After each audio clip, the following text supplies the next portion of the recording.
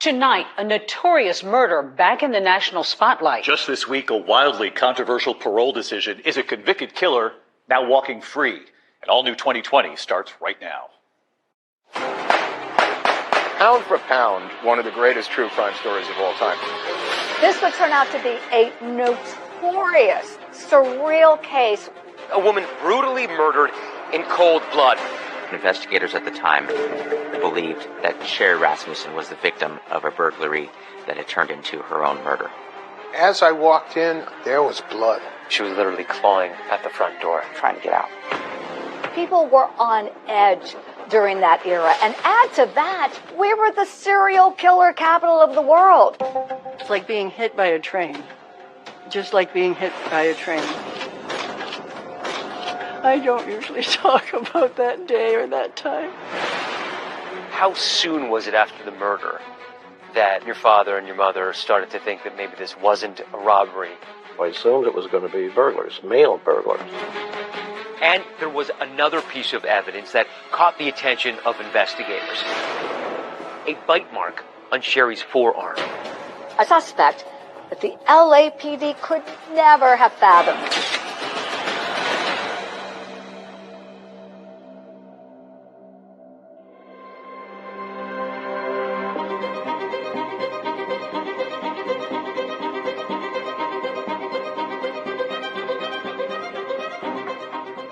If you walk down Hollywood Boulevard, you can't help but notice the stars on the sidewalk, the glitter in the pavement, and you think to yourself, wow, this is Tinseltown. But it doesn't take long until you realize that there are deep cracks in that pavement, exposing a criminal element you could never have anticipated. And the case of Sherri Rasmussen was a rude awakening for anyone living in La La Land. President Reagan in Los Angeles. Today, the torch entered the City of Angels For AIDS Walkathon in Hollywood. It was 1986. A beautiful young nurse, only 3 months into her marriage, is brutally murdered in her own townhome. As a television journalist, I've been reporting on true crime stories for decades on numerous outlets. And you think you're never going to be shocked anymore ever again? Well, this proved all that very wrong. It was a huge story. It had all the elements, sex and betrayal and lies. It just gripped the nation. It's definitely, pound for pound, one of the greatest true crime stories of all time. Everything we always heard or was told about Aunt Sherri was about what a great person she was. Tell me about your sister. She was the middle sister, and she was a clown. If everything got too serious, she would make everybody laugh. She had a very unique little giggle. Uncle John and Aunt Sherri are spending Christmas with Rachel on her first Christmas. Sherri was all about family. Sherri was our glue. She kept us all together.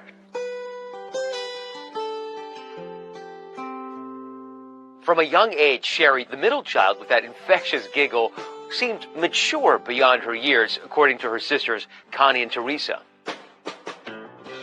She leapfrogged from the 8th grade into high school, and Sherri graduated early at the age of just 16 and enrolled in nursing school.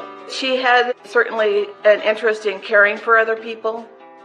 By the time she was 21, Sherri was fearless and determined, and she moved from her hometown of Tucson, Arizona, to Los Angeles. When she passed away, she was the director of critical care at the Glendale Adventist Hospital. When I think of Sherri, I think of her kindness and her generosity. Sherri's father, Nels, who was a dentist, had encouraged her to enroll in medical school to become a doctor, but she had other plans in mind. Sherri always wanted to have a family and a husband and children. In the spring of 1984, Sherri met a young engineer named John Rutten. John Rutten was a tall, handsome, bright, athletic young man from San Diego, California. Sherri was so tall, she often had difficulty finding guys who weren't intimidated by someone with her stature. And I know that John was just taken with her. Sherri and John were very happy together. Sherri was always smiling and laughing and happy. They settled at Sherri's condo in Van Nuys, and in November 1985, the couple got married. It was a joyous celebration. You could tell that they were in love. She was just beginning her life. She'd met the man of her dreams, and she had a great job, and she was doing very well, and it was all coming together. 3 months later, and now it was all gone. February 24, 1986. John had just returned home from work, and as he's walking up the steps into the townhome, the door is ajar. He walks into the townhome and sees his gorgeous bride dead in a pool of blood on the living room floor. He calls 911. I was patrolling, and I got a call to Balboa Boulevard. Veteran LAPD patrol officer Rodney Forrest was one of the first cops to arrive at the scene. The call was a death investigation. I thought that was particularly interesting. Why a murder in a kind of upscale part of town? When Forrest and his partner got there, they were met with a grim warning from paramedics. Somebody said, "You're not going to be prepared for what's in there." And I'm thinking, well, I've seen it all, so let's go see.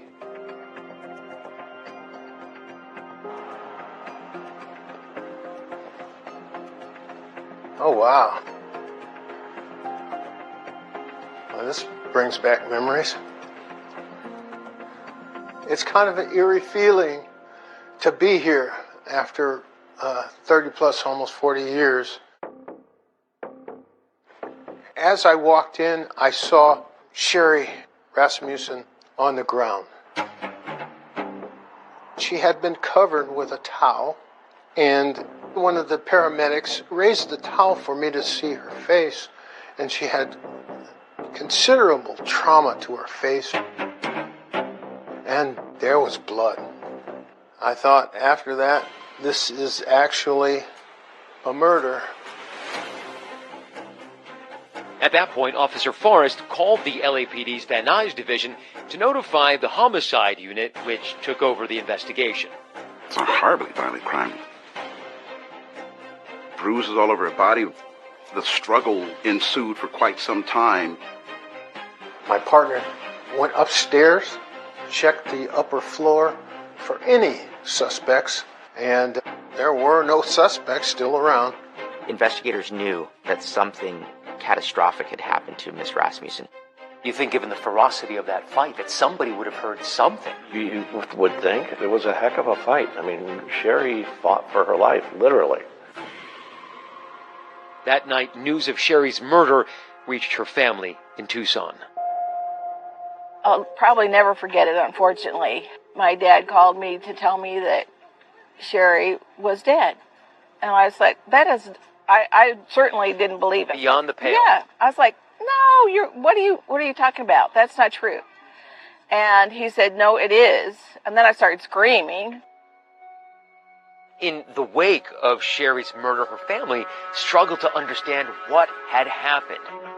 Could this be the result of the rampant violence that had plagued the city of Los Angeles in recent years? Grim statistic.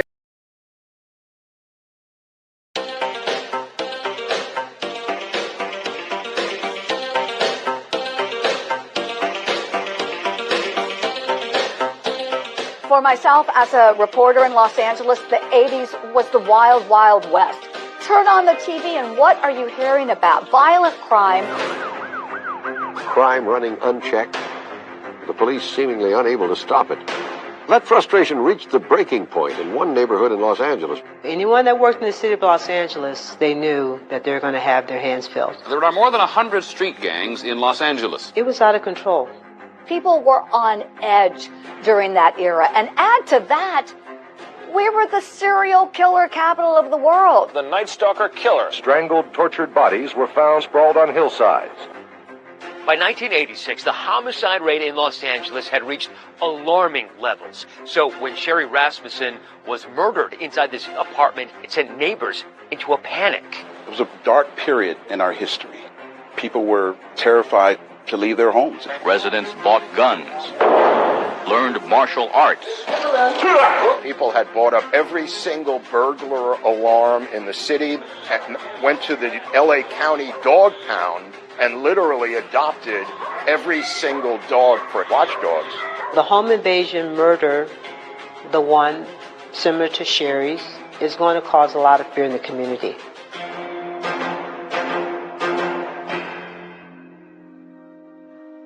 People were nervous. It was certainly a shock for me. Alan Tarski lived across the corridor from Sherri, but he says he wasn't home at the time of the murder. I had come back to work probably 5:45 in the evening, and it was shortly after that that the madness started.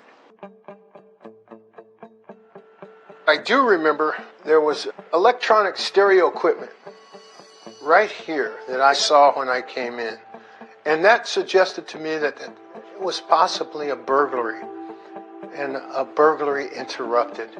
I put this together with the stereo equipment stacked over here, and it seemed to me that she could have struggled with the burglar, and she obviously lost that fight. Sherri's newer model BMW was taken. Her purse was taken. The Rasmussen crime scene had all the makings of something police call a hot prowl, a home invasion. Investigators at the time very much believed that Sherri Rasmussen was the victim of a burglary that had turned into her own murder. Based on what investigators could see at the time, it appeared as though Sherri Rasmussen was working at her dining room table on the second level of her condominium when the intruder came in through the front door. She had ligature marks on her wrists, indicating at some point someone had tied her up. All over the place in these pictures, you see some of the implements that were used to hit Sherri. Right. The vase that was smashed over her head. The shards had blood on them. The assailant or assailants were grabbing at anything they could find to make sure this woman didn't breathe another breath. Her fingernails were left broken at the front door. Because she was literally clawing at the front door. Trying to get out. But before Sherri could escape, she was shot, police say, at point-blank range. The bullets indicated that a .38 revolver had been used. It was basically an execution. Not a single neighbor heard a gunshot, and ballistics tests showed that it appeared the assailant had used that quilt over the barrel of the gun as a silencer. And there was another piece of evidence that caught the attention of investigators. A bite mark on Sherri's forearm. They took the sample in an abundance of caution because if there was blood there on that bite mark, it could be possible for blood typing analysis to be done. I learned later about the bite mark that led into my curiosity of why there was a bite mark on her arm. I had no clue. It kind of reinforced what I was thinking when I initially got there. There was something more than I originally saw. Former patrol officer Forrest, who wasn't part of the investigation, says to him the crime scene didn't jibe with the burglary theory. I thought to myself, this is a burglary? Burglars don't usually pick a place 5 condos from the street. They want to get away. They pick something next to the street. They don't want to be seen. It's just strange that they would pick this place. Officer Forrest says he was also taken by the demeanor of Sherri's husband. I noticed John Rutten He was sitting at the table and he seemed to be sobbing. My reaction was his sobbing, his crying should have been more extreme, with his wife laying there on the floor dead. I guess people grieve in different ways. Did you see John at any point directly after the murder? We saw him at the Van Nuys police station, and I do remember that he didn't have any marks on him. That's the first thing you look at for any kind of domestic violence. So, even though he was your brother-in-law, even though you liked him, yes. The first thing you did when you saw him is sort of give him a visual inspection, a yes. look over. Yes. Did you talk? We weren't allowed to talk to him. They were keeping everybody separated. Because the first suspect in murders like this typically is. Rutten wasn't permitted to speak with Sherri's family, but on the night of the murder, he sat down with investigators at the LAPD's Van Nuys station. You didn't harm your wife, did you, John? The question for investigators is, was he telling them everything they needed to know to catch a killer?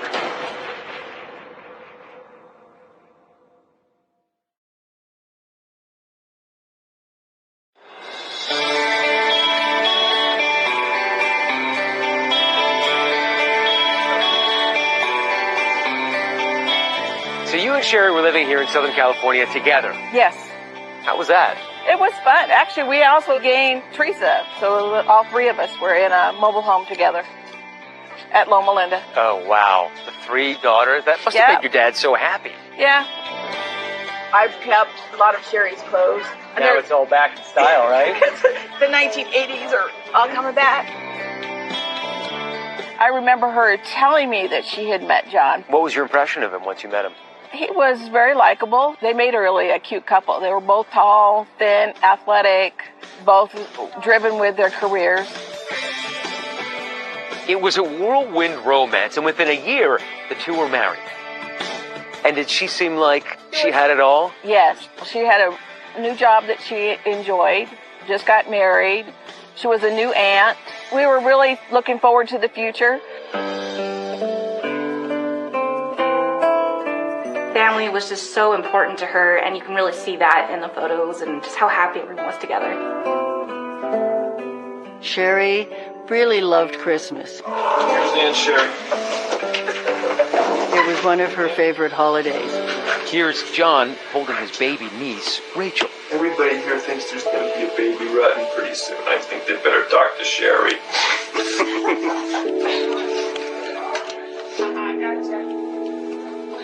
This would be Sherri's last Christmas.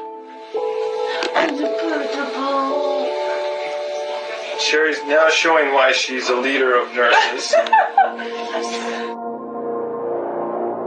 Just 2 months later, Sherri and John's love story came to a tragic and sudden end. And in the aftermath of her murder, questions would linger. When you're going through this process, you're pretty much helpless because you have no control. I mean, with the information you get is what they give you. Nels Rasmussen was determined to find out what really happened to his daughter. And so were the police, who wanted answers. On the night of the murder, Detective Lyle Mayer questioned a very emotional John Rutten on what he knew about the day Sherri was killed. She got everything going. I mean, Hey, so do you, buddy? Hey, John, for a couple of minutes, I need you to reach out for me, buddy. Investigators looked at every possible direction. Of course, they looked at John. What was the first thing you saw? well, I saw Sherri lying it's right in front of me when I walked in the door. I saw her lying on the ground. I knew right away that she was dead. He was shaken up that evening. He did his best to give an interview that helped investigators. At one point, Detective Mayer asked Rutten a very difficult question. You didn't harm your wife, did you, John? No, I didn't. You didn't harm your wife. Okay, very good. John Rutten agreed to do a polygraph examination, and the results came back inconclusive. But he had a rock-solid alibi. He was at work that day. He'd left work, he had stopped and picked up his dry cleaning, and then came back between 6 and 7 p.m. and found his wife murdered in the living room area of the house. Detective Mayer believed the murder had happened in the early morning hours after Rutten had already left for work. When I left, she was in bed, but she was awake. What time did you leave for work? 7:20 is when I left. What time did you get to work this morning? I got to work about 10 to 8. In the eyes of Lyle Mayer, the lead detective, John Rutten was legitimately and seriously a grieving husband. They didn't feel he was hiding anything, and as far as they were concerned, he was not a suspect, and they told him so. I'm usually a pretty good judge of character, but I'm fairly certain that you have absolutely nothing to do with this. Okay? Mayer basically made a decision that night based on the evidence that he saw at the crime scene that this was a burglary gone wrong. I believe your house was burglarized today. Once those persons, or that person, or whoever was inside, I believe they were trying to steal your stereo and probably some other items. Why would they do anything to her? Why wouldn't they just run? I don't know, John. I don't know. John, things happen, okay? I think Sherri came down the stairs, and I think she surprised him, and she was hurt. She was shot. Oh, God. And Detective Mayer was so convinced he'd solve the case, he even told John Rutten. John, I know how you feel. I know what you're going through. But we're going to catch these persons, or this person, all right? You got to have a little faith in me. But we're very successful at what we do. Very, very successful. At this point, detectives don't have a single witness. They have no murder weapon. They have no fingerprints. For even seasoned detectives, there's a lot of work ahead. But there will soon be a break in the case. These are sketches that were LAPD issued. Right. Would another home invasion in the same neighborhood lead investigators to Sherri's killers?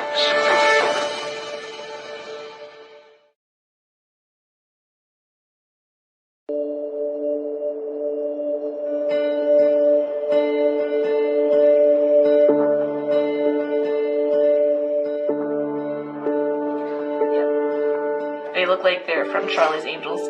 I know. They're almost on different parts of the country, but you had almost the same haircut. I know. I was still in the stage of shock that this could happen to my sister. It's like being hit by a train. Just like being hit by a train. I'm sorry. I don't usually talk about that day or that time. Less than a week after Sherri Rasmussen's murder, her loved ones said their painful goodbyes. A heartbroken John Rutten addressed family and friends. When I saw John at the memorial, he was just ashen. He couldn't stop walking in circles and was just shaking. And I want you to know that Sherri was the best professional in the world. She was the best wife that anybody could ever have. And she was the best sister, daughter. She wanted to make everybody happy. You have to understand that was the love of his life. And trying to deal with that grief is devastating.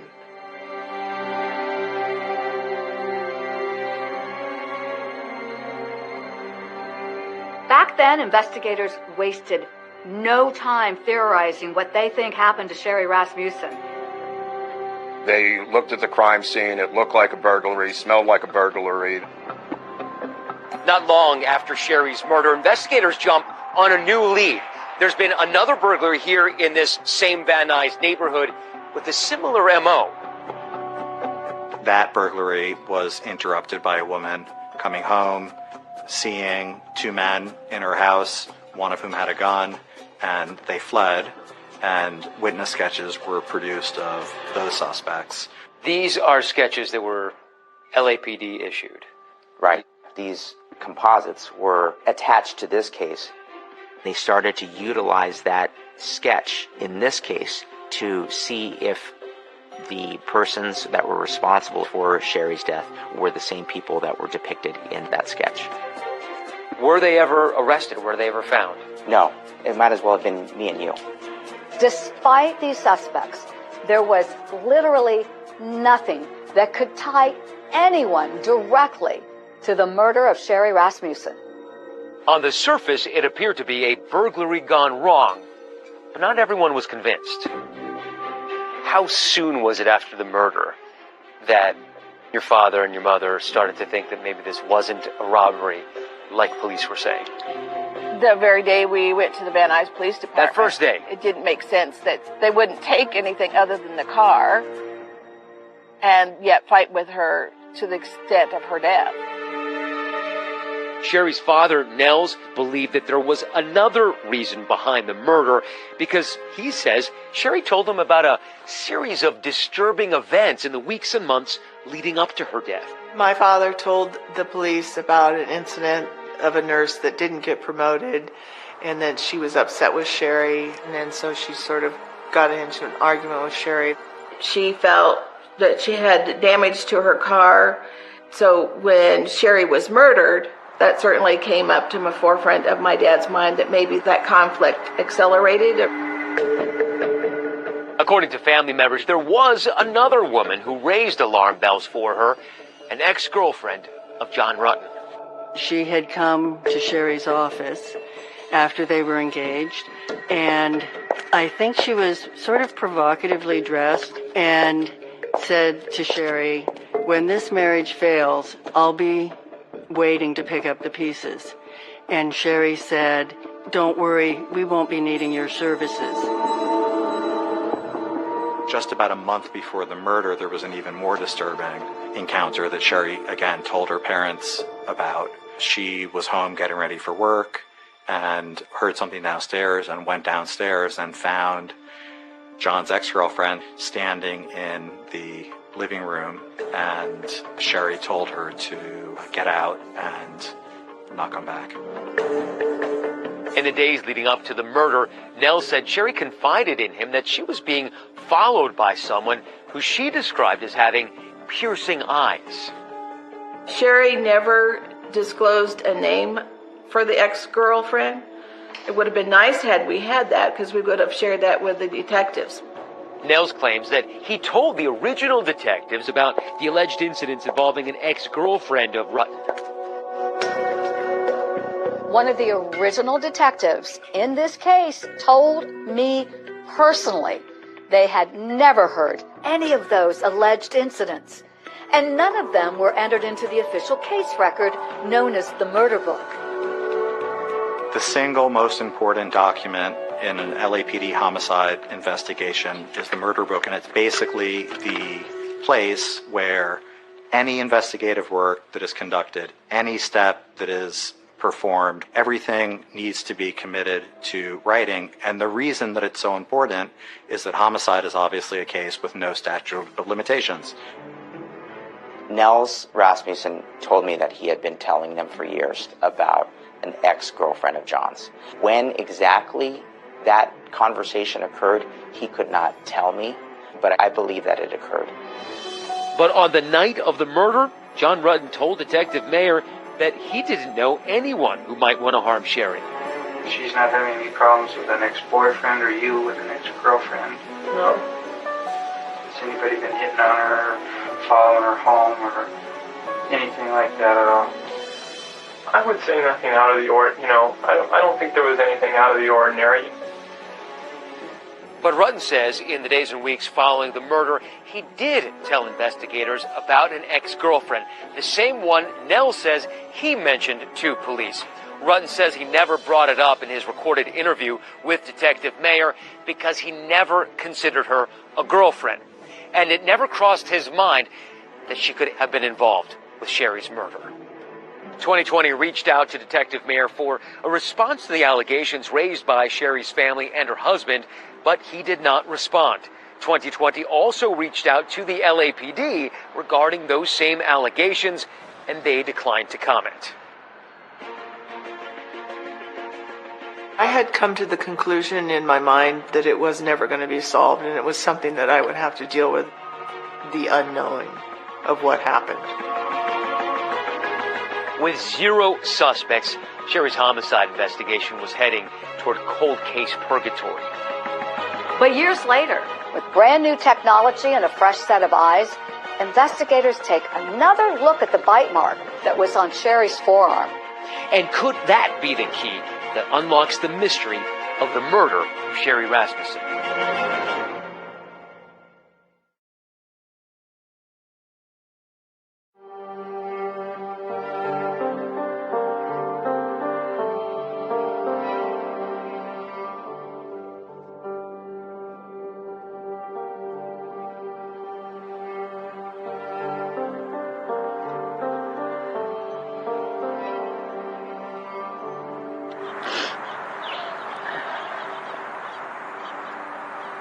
Times like this, I just need a tissue attached to me. It has been very difficult to continue to live without Sherri. Sherri was like the bridge to kind of pull us all together.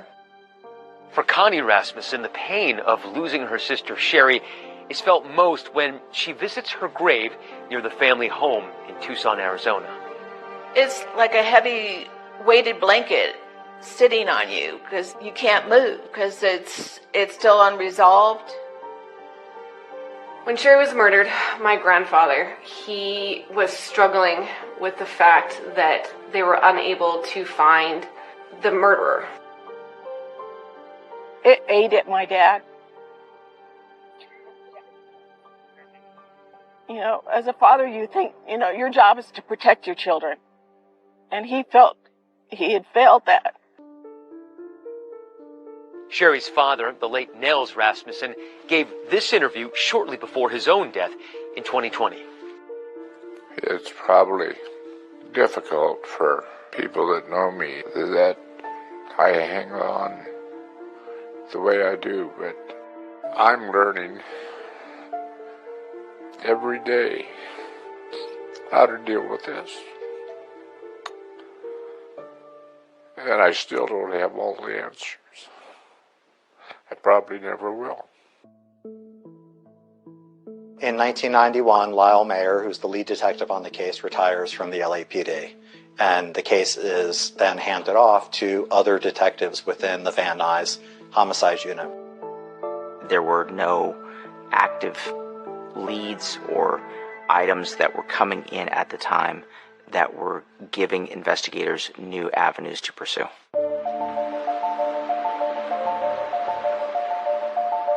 I never thought that time was going to help solve the case, that it was going to ever get solved.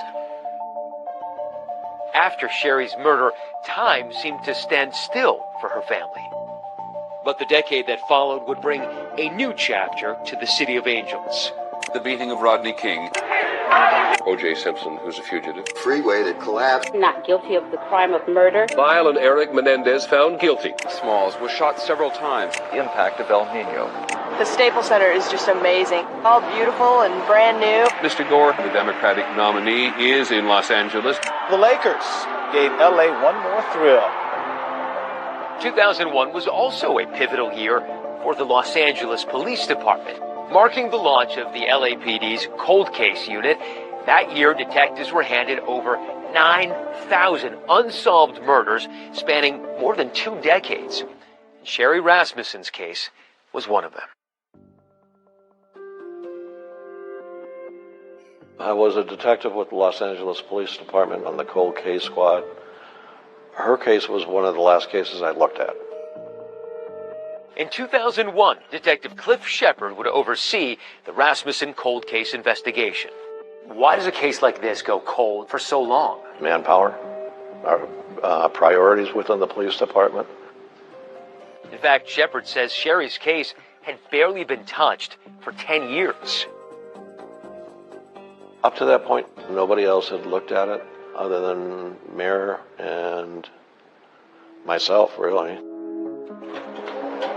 To get started, Shepard said, he made copies of select files from the Rasmussen murder book, creating his own Cliff's Notes. Why not just take the murder book so you have all the evidence with you? Yeah, well, yes and no. Our problem was space, We were in a little office. It wasn't practical to take the entire murder book. Breathing life into an old case is no easy feat, especially when you don't have all the evidence. Like a key piece of evidence relating to that bite mark found on Sherri's arm. When I was going back over the reports, they indicate that a bite swab had been collected. And when I looked at the evidence, no evidence for a bite swab. So I checked with our property. They verified they did not have the swab booked with our evidence room. There's no record of it. Generally speaking, how often does evidence go missing from a case file? Extremely rarely, because there are professionals in the evidence rooms. There are professionals at the labs. They document everything. To track down the swab, Shepard enlisted the help of Jennifer Francis, a criminalist at LAPD's Scientific Investigation Division. And she had to make several calls, and several searches had to be made before eventually the bite mark swab was located. Investigators are able to track down that missing bite mark evidence recovered from the murder scene, and the cold case team finds it here, in a freezer at the LA County Medical Examiner's office. The reason why it was way back in the freezer is because all those years ago it had been tested for blood type. And there it stayed all that time. By 2001, DNA technology had come into its own, so Francis sent out the swab for analysis. But Shepard says given the LAPD's case backlog, it would take 2 full years for the results to come back. And those results would eventually turn the entire case on its head. She informed me that I obtained a DNA profile.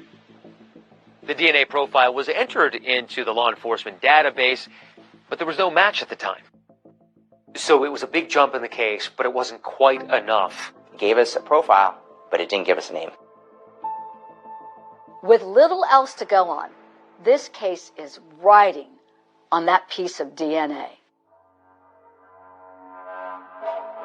Once you got the DNA, did that prod you into doing any of the other investigative things like interviews? At that time, no, I couldn't. I had a lot of cases going on, so it was as I had time. I just didn't have enough time. My biggest regret is not interviewing Rutten, the husband, not meeting with him and having a face-to-face.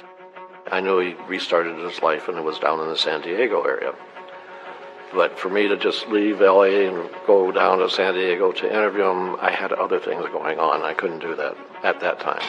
By 2005, Detective Shepard had moved on from the Rasmussen cold case investigation. 4 more years would pass before there would be another significant development in the case. I'm not sure how much work was done between 2000 and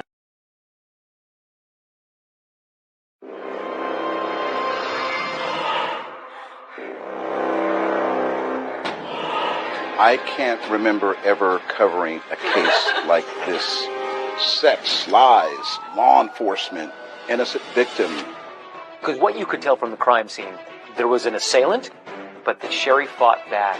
Oh, she did. Incredible Yes. vigor and strength. Absolutely, she did. If I grab your arm, Yeah. and you want to release my hand, what's very close exacts. So Sherri Rasmussen knows this is a life and death situation. Sherri tries to escape. The co-counsel summarized the case as a bite, a bullet, a gun barrel, and a broken heart. Where she talked about her belief that there was a personal motive for this crime. For a cold case that was running on empty, I mean, this should have jump-started it. Why didn't it? It didn't give us a name. They eliminated the first 4 suspects, but they began to zero in on suspect number 5. And suspect number 5 just happens to be a cop. Can you imagine that moment? After all these years, the answer is behind a badge. It's crazy that you've been working just down the hall from the murderer you've been looking for years. Yes.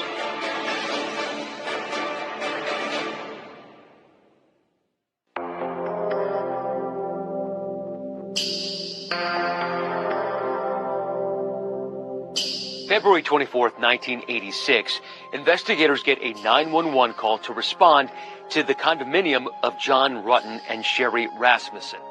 When they arrive, John is distraught. He has just found his newlywed wife laying on the living room floor. Sherri Rasmussen was attacked in her home, bludgeoned, and then executed, shot 3 times while she was down on the ground. The investigators also found a bite wound on her forearm. This will be important in the case because the bite marks will leave DNA. But in 1986, DNA testing was just in its infancy. Detectives don't have a single witness. They have no murder weapon. Nobody really saw anything. Detectives at the time characterized it as a burglary gone wrong. And the trail went cold for 15 years. But in 2001, the LAPD formed a new cold case unit to look into cases that would qualify for DNA testing. Investigators had reignited that cold case on the back of DNA evidence stored here. Criminalist Jennifer Francis, who'd been instrumental in tracking down and testing the bite mark swab, had a stunning revelation. It was female DNA. I assumed it was going to be burglars, male burglars. A female? Who is she? Once you got the DNA, you realized it was a woman. Were you curious about the fact that a woman might have been involved? I was curious what woman. This could be the break that the LAPD needs. I think there are times that we felt Sherri's case would never be solved, but with the results of the DNA, it gave us renewed hope that Sherri's killer would be brought to justice.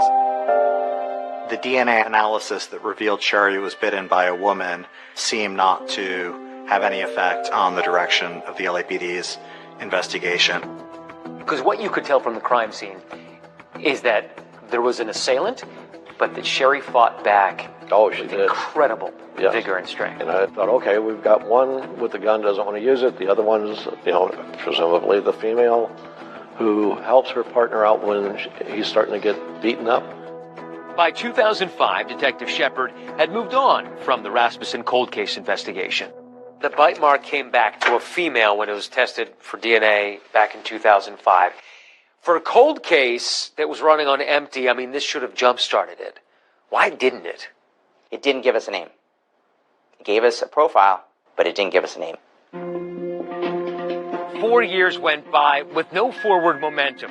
But in 2009, a detective by the name of Jim Nuttall, assigned to the Van Nuys division, received the Rasmussen case file to check for updates as part of cold case standard procedure. One of the first things that Nuttall notices is this 4-year-old DNA report by Jennifer Francis that indicates that it was a woman who attacked and killed Sherri. And he just isn't buying the burglary story.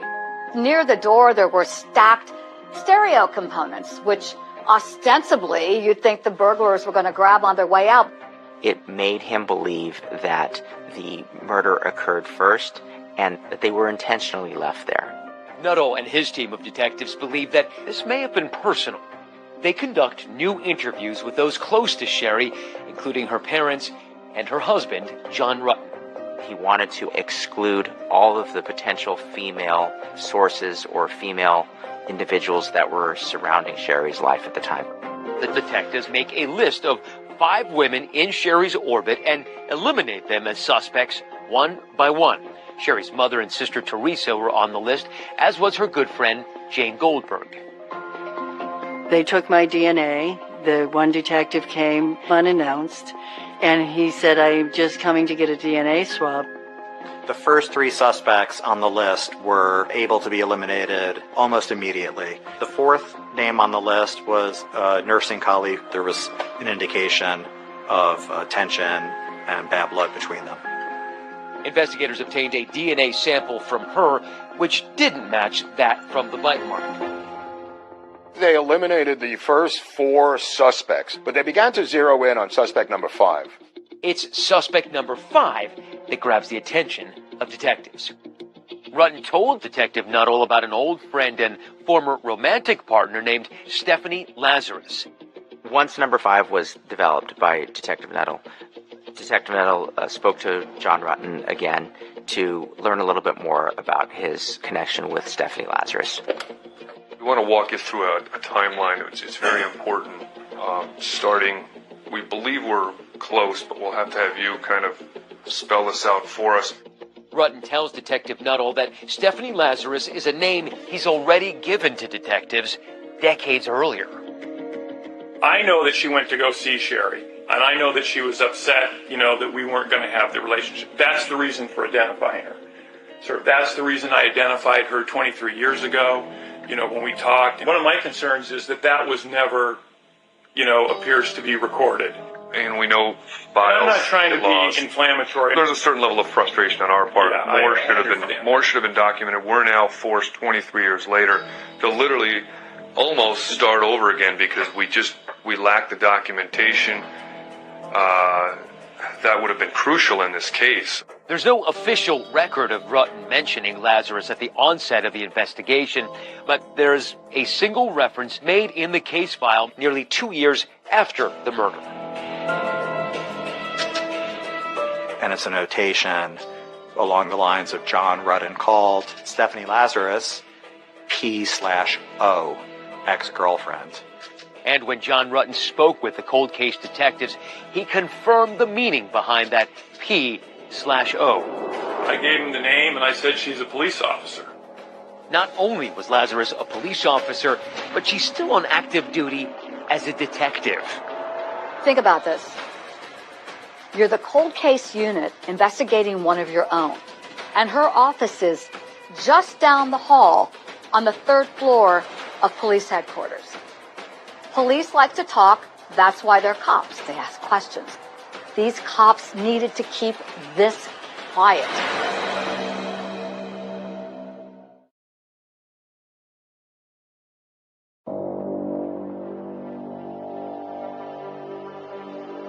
For over 2 decades, Sherri Rasmussen's murder went unsolved. Until 2009, when cold case investigators began zeroing in on Stephanie Lazarus, a 25-year veteran of the LAPD. She'd been hiding in plain sight all along.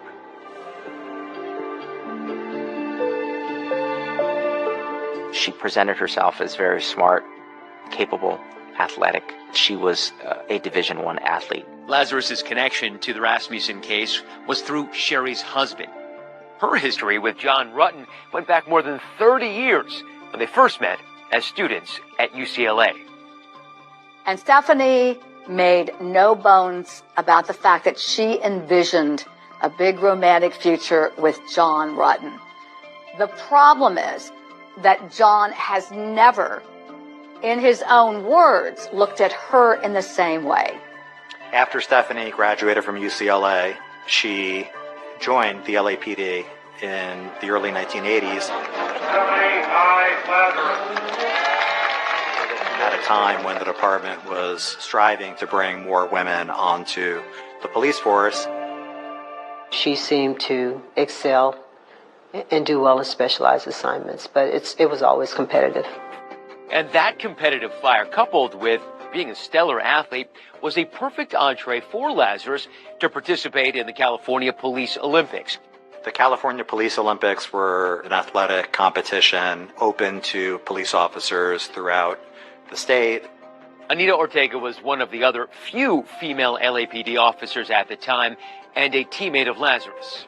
Stephanie was an outstanding athlete and a basketball player. I thought her tenacity was incredible.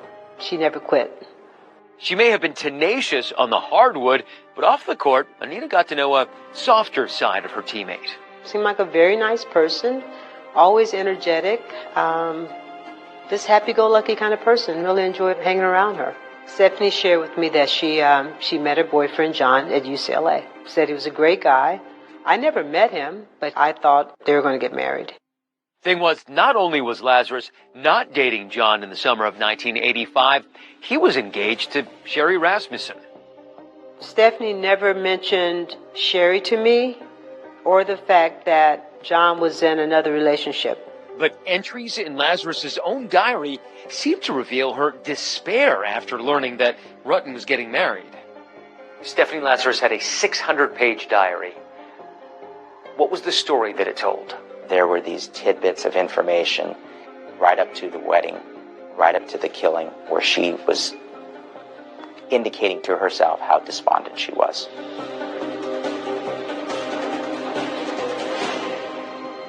Despite her apparent inner turmoil, to outside appearances, Lazarus seemed upbeat and happy. She had a really nice smile, bright eyes, just a real positive kind of personality about her.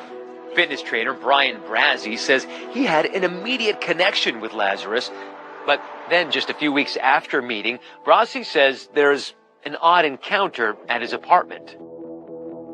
There was a knock on my door. 2 female police officers fully uniformed at my door, Stephanie Lazarus being one of them, showing up unannounced. I had never given her my address.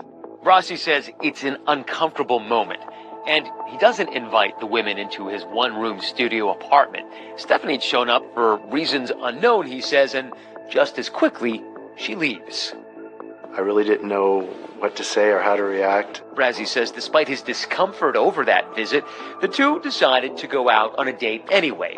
But when he later had to break the date, Brazzi says he saw a different side of Lazarus.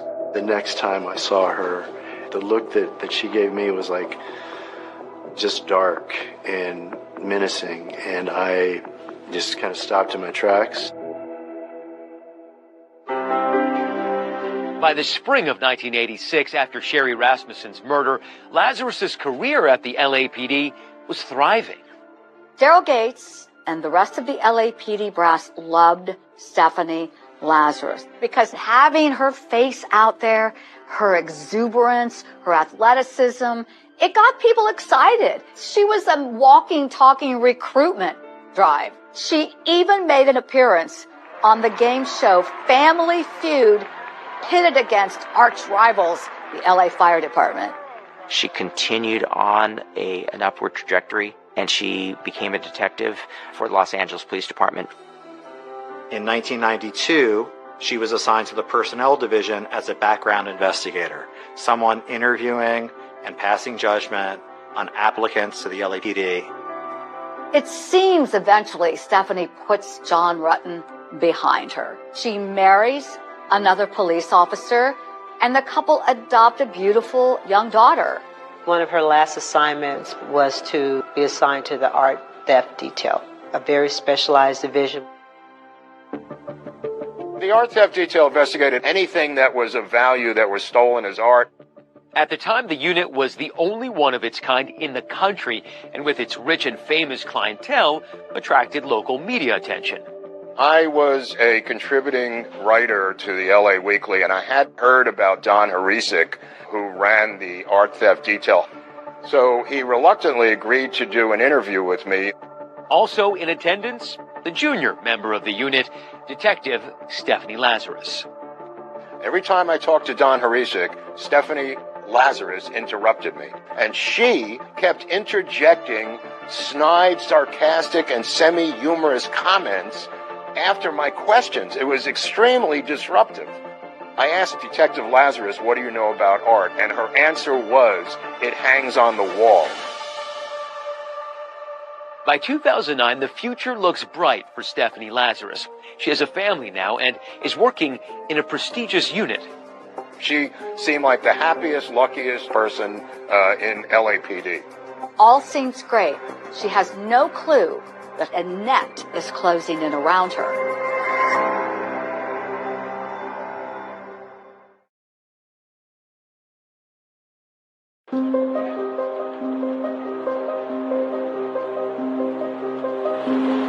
Stephanie, I don't know if you know my partner. Hey, right. Hi. Sure, nice to meet See you guys. How's it going? Good.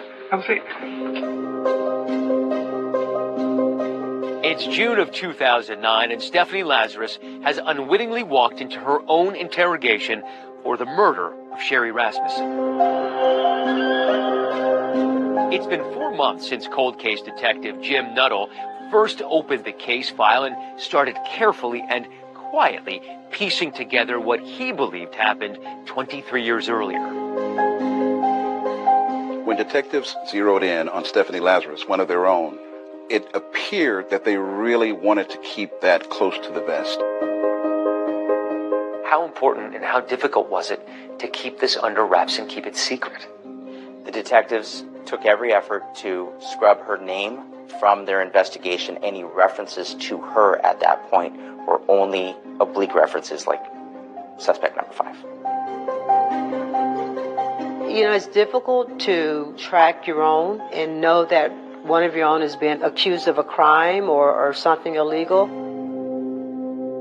And to complicate matters, Lazarus's office is right down the hall from robbery homicide. So the determination was made to not contact Stephanie Lazarus directly and to collect a sample of her DNA surreptitiously. This is where the Special Investigations Section comes into play. Now, this group, SIS, their job is watching Stephanie, following her, and get evidence. As luck would have it, she went to Costco a couple days after the surveillance had started, and she had a drink. And once she discarded that drink, the officers were able to collect her cup without her knowing it. And when you collect the DNA from the cup, you match it against whoever the suspect number 5 is. What did they get? They matched her DNA to the bite mark sample. Can you imagine that moment? After all these years, and now we know the answer is behind a badge. The DNA is a match, but cold case detectives still have to confront her face to face. One of the detectives approaches Stephanie one day in her office, and he says something to the effect of, Stephanie, we've got this suspect who seems to know about some big art heist. He's down in the lockup. We need to bring you down there. Instead, it was just another detective. And so that was the stage that was set for that interview. We've been assigned a case that we've been looking at. Okay. It's a new case. So through the course of this police interview with Stephanie Lazarus, they are recording. She doesn't know. Do you know John Rutten? John Rutten? Rutten. Oh, yeah, I went to school with him. What's this all about? Well, it's relating to his wife. Immediately, they start talking about the Sherri Rasmussen murder. Do you know what the circumstances were regarding her death? Jeez, let me think back. I don't know if it was, if it was a burglary or something. She's using every skill she has to talk her way out of being connected to this in any way. Connected to the crime or her old flame, John Rutten? We dated. I can't say that he was my boyfriend. I don't know that he would consider me his girlfriend. The detectives were able to get Stephanie Lazarus to confirm that she had gone to her hospital to speak with Sherri Rasmussen. And yeah, I may have met her at a hospital. But being that you're kind of used to see John, was it everything okay between you guys? I mean, there wasn't anything uncomfortable or anything between you and her? I don't know. I mean, it's been so many years. You're probably a student of liars at this point in your career. Does that seem like a particularly adept liar to you? It was gold for us because we had all of the evidence that disproved everything that she was saying. Finally, when they say to her, we think we've got DNA from the crime scene, boom. Because now I'm thinking I probably need to talk to a lawyer. Okay. I mean, well, because I know how this stuff works, okay? She knows. She absolutely knows. She knows at that point that she talked way too long. And now it almost sounds like you're trying to pin something on me. When the interview ended, you can hear her getting arrested.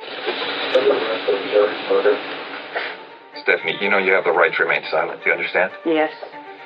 You want to talk to us right now? No. All right. Okay. This is crazy. At this point, had you heard the name Stephanie Lazarus? No.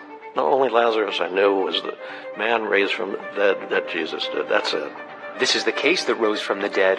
Yeah, it did.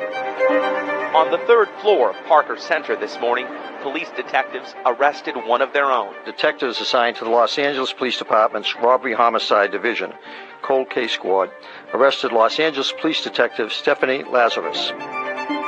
It's crazy that you've been working just down the hall from the murderer you'd been looking for years. Yes. Stephanie Lazarus didn't quite serve and protect, did she? No. When they said it was a police officer, I went, you're kidding. Absolutely kidding. A police officer committed this crime. I couldn't imagine that. I was very shocked, but I also know how effective DNA testing is. And it kind of made me realize that, yeah, Stephanie must have committed the murder.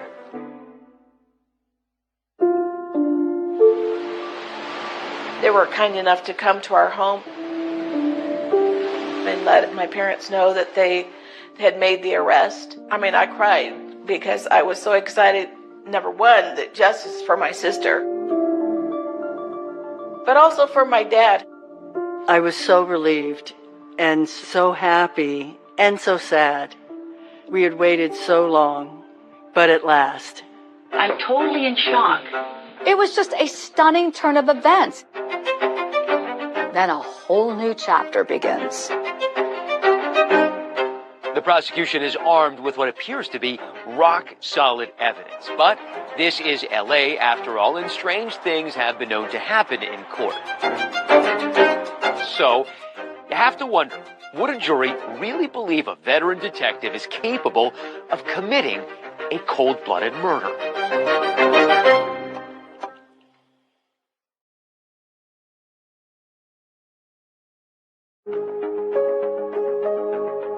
26 years after Sherri Rasmussen was murdered, the Stephanie Lazarus case finally comes to a courthouse here in downtown Los Angeles. A Los Angeles police detective accused of murdering her rival. That sounds more like a Hollywood blockbuster than a decades-old cold case, finally going to trial. At her arraignment, Stephanie Lazarus pleaded not guilty to the charge of first-degree murder. There was a lot of buzz in the air, folks across the country very interested in this case. And why wouldn't they be? It's sex, lies, law enforcement, an innocent victim. I covered the trial from A to Z, had a side view at Stephanie Lazarus. She sat in that orange jumpsuit. What a dichotomy from her police blues. Your co-counsel summarized the case as a bite, a bullet, a gun barrel, and a broken heart. Right. It highlighted all of the strong pieces of evidence. So the bite mark, of course, referred to the DNA evidence found on Sherri Rasmussen's left forearm. The prosecution considered this their ace in the hole. You had 4 separate analyses done, so by far that was the most important piece of evidence. To explain how the bite mark got there, prosecutors presented their theory of how they believe Stephanie Lazarus was able to attack and kill Sherri Rasmussen. Stephanie Lazarus points the gun. Sherri grabs the arm. If I grab your arm, yeah, and you want to release my hand, or get me to release my hand, try to do this, or you could grab me, or what's very close, exactly. And the prosecution described the terrifying details about how they say Sherri attempted to escape with her life. Stephanie Lazarus fires that gun twice, and 2 shots go out the backslider. So Sherri Rasmussen knows this is a life and death situation. Sherri tries to escape, and she goes down these stairs. She did not get out. They collected her fingernails at the front door. Because she was literally clawing at the front door, trying to get out. Stephanie was able to get her to the living room floor and hit her over the head with the pottery and hit her again with the firearm in the face. At that point, Stephanie grabs this quilt and wraps the gun with this quilt. And she muffles the sound of those gunshots by putting that quilt right up to Sherri's chest and shooting 3 times. Then there was the matter of the so-called broken heart described by the prosecution. Sifting through her diary, there were these tidbits of information where she was having contact with John Rutten. She would see John, she would follow John, she would stalk John. In Lazarus's journal, she wrote things such as, I saw John Rutten's car. I put a note on it and watched the car for half an hour. I did visit John Rutten, but his girlfriend was over. I really didn't feel like working. Too stressed out about John. I have a real hard time concentrating these days. When Stephanie's journals were entered into evidence, it clearly identified to me that she really never gave up on her obsession with John. John Rutten testified about his love for his wife and how he did not expect or know that Stephanie was capable of committing this crime. Rutten said he never once promised anything to Stephanie. He described a friendly relationship that involved casual sex. But then he made a jaw-dropping admission, something he had told investigators back in 2009. After he got engaged, he gets a call from Stephanie. He reveals that somehow they ended up in bed and had sex. When John was on the stand, I learned for the first time that he had relations with the defendant shortly before marrying my sister, and that was very devastating. When it came time for the defense to present its case, Lazarus's attorney, Mark Overland, tried to cast doubt on the chain of custody on the bite mark swab, suggesting that the evidence was tainted and Lazarus may have been framed. The envelope that the vial was stored in was found in a pretty ratty condition. He showed it to the jury. Would you trust this? You don't know who opened that vial. The strength of this evidence is that each piece was collected over a course of a long period of time, which would have made framing Stephanie Lazarus extremely implausible, if not impossible. In his closing argument, defense attorney Mark Overland claimed those journal entries didn't amount to obsession, arguing John was mentioned only 5 times among almost 600 pages. After almost 3 weeks of trial, the case went to the jury. They returned with a verdict in less than 2 days. We, the jury, in the above-entitled action, find the defendant, Stephanie Eileen Lazarus, guilty of the crime of murder of Sherri Rasmussen. It was just like a rush of relief that it's over. Relief for my father that he finally was vindicated and he had his answers. Stephanie Lazarus' sentencing hearing was held in March of 2012. So People versus Stephanie Lazarus. Matter is set today for sentencing. A statement from Nels Rasmussen was read by the prosecutor. Sherri was a beautiful, talented, gifted person and a loving daughter. Her senseless death caused pain that will never, ever heal. And John Rutten tried to describe the heavy burden it seems he will carry for the rest of his life. John Rutten. The fact that Sherri's death occurred because she met and married me brings me to my knees. I have resigned myself to trying to endure the daydreams about a world where Sherri is still with us. And this pointless tragedy never occurred. Thank you, Mr. Rutten. The judge is about to announce Stephanie Lazarus' sentence for first-degree murder and use of a gun. Court will now pronounce sentence. But this case is far from over. Sherri Rasmussen's friends and family have no idea about the shocking turn of events that await them in the not-too-distant future. Will a killer walk free?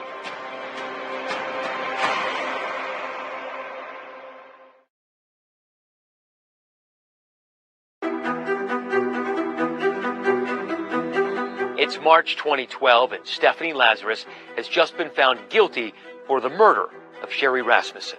Never admitting guilt, Lazarus waved goodbye and smiled to her family as she left the courtroom. What was her sentence? She received 25 to life first-degree murder and 2 years for the use of a gun. There had never been an arrest of an active LAPD detective for murder under circumstances this salacious, a cold case. And once the Rasmussens stepped forward, allegations of a cover-up. LAPD should want to know why it took so long, and there should be accountability for that passage of time. The Rasmussens took action in 2 ways. One was to file a complaint directly with the LAPD alleging a cover-up to protect Officer Lazarus from criminal prosecution. They also filed a civil lawsuit against the LAPD, making the same allegation. The day that Stephanie Lazarus was arraigned, the Rasmussens asked to get answers as to what happened in 1986 and what happened that nothing was done despite our repeated requests. The LAPD denied the Rasmussens' allegations, citing immunity, and the lawsuit was eventually dismissed because of the statute of limitations. As for the complaint the Rasmussens filed directly with the LAPD's Internal Affairs Department launched an investigation in response to the allegations. Journalist Matthew McGough obtained a copy of the Internal Affairs file, which wasn't released publicly. A total of 6.8 hours were devoted to trying to determine whether or not Stephanie Lazarus was protected in an internal cover-up. More than a year passed before it was closed with no one being interviewed, no investigative conclusions. The Rasmussen complaint was classified as unfounded because the judge had dismissed the LAPD from any liability. 2020 reached out to the LAPD with questions about the handling of this case, and they declined to comment. While the Rasmussen family continued to raise questions about why Lazarus was not arrested for so long, they were certain that she'd spent at least decades behind bars. But just last November, there was a development that took everyone by surprise. It was late 2023 when Stephanie had her first appearance before the California Parole Board. This was years before anybody thought she'd be eligible for early release. It turns out, in the years since Lazarus's conviction, the state of California passed a new law giving special consideration towards paroling so-called youthful offenders who had committed their crimes when they were under the age of 26. Lazarus was 25 when she murdered Sherri Rasmussen. Letters supporting Lazarus's release were submitted to the parole board by friends, family, and fellow prisoners. She took responsibility for committing the murder for the first time, something that she had denied throughout her trial and throughout her incarceration until all of her appeals were exhausted. She showed absolutely no remorse and brushed it off as if my Aunt Sherri did not fight her, then she wouldn't have fight back, that she wouldn't have killed her. The only reason she confessed is because she wants to get out on parole.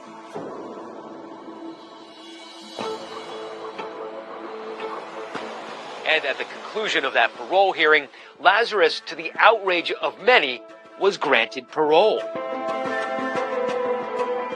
What was your reaction to her being granted this parole? It was a miscarriage of justice.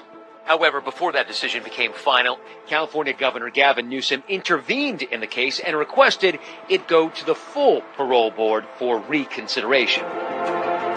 Have you made it your mission to try to keep Stephanie Lazarus behind bars? Yes. I mean, I'm going to do everything in my power. In a follow-up hearing with the full parole board, Sherri's supporters came out in force to argue against Lazarus's release. Moderator, we will now take speakers in opposition to Stephanie Lazarus. She deceived and lied to everyone for almost 40 years. How can this board believe that she has changed? Before he died, Sherri's father, Nels Rasmussen, recorded a video message to be played in the event that Stephanie Lazarus ever came up for parole. if one looks at the damage that she did to my daughter's face, it's almost like she wanted to destroy the beauty that Sherri exuded. The board's earlier decision to approve parole was put on hold pending yet another review. I say expect the worst and prepare for our next step when that happens. And what's that next step? Just keep fighting. For the family and everyone else concerned, the day has arrived where we'll find out if Stephanie Lazarus is released or remains behind bars.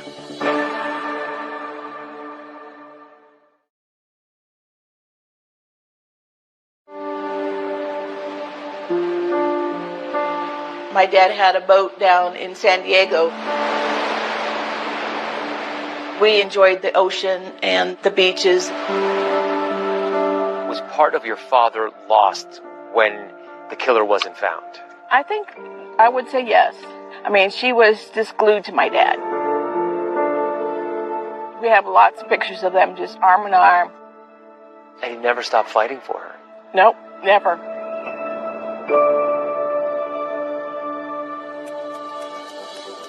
And that struggle to keep Sherri's killer behind bars came to a head just this week as parole officials met for the third time to determine Stephanie Lazarus' fate. I served as the pool reporter for the parole rescission hearing held for Stephanie Lazarus. After Lazarus, her attorney, and all the victim's family and representatives had spoken, the commissioners announced that they would adjourn to deliberate, and after about 25 minutes or so, announced their decision. Stephanie Lazarus will not be released from prison, at least for now. A panel decided to rescind her parole. The parole board's decision in the hearing was unanimous. Lazarus did not speak about the crime itself or express any remorse to the family members of Sherri who were there. She was denied parole. It's most likely that she would appeal it and ask for another parole hearing every year. So the victim's family will go through this every year.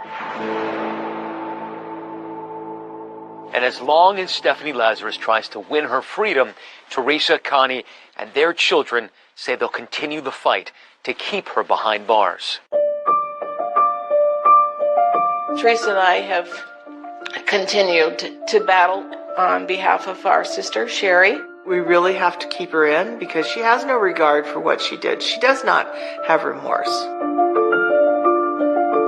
I remember promising my grandparents that we would always continue the fight. We're fortunate enough to have 3 children, all girls. Sherri was the middle one. But in many respects, Sherri was the one that held not only her sisters together, but her mom and dad.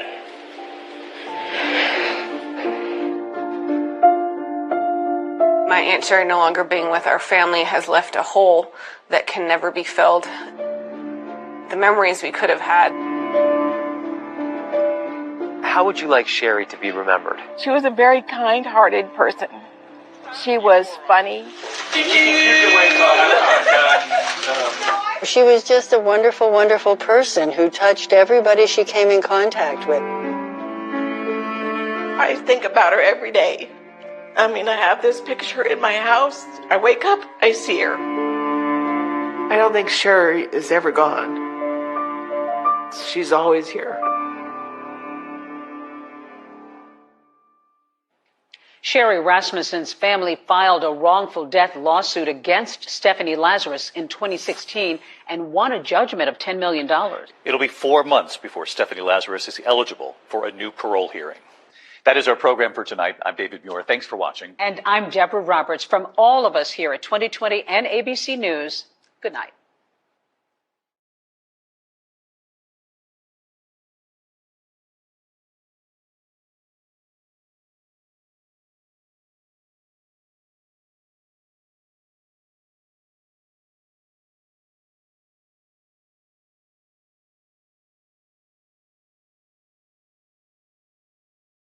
Tonight, a love story that turns into a lost story. A lost mom of 2 young boys, that is. Plus a key witness, Deborah, who asks the police to pray with her before she tells them what she knows. And All New 2020 starts right now.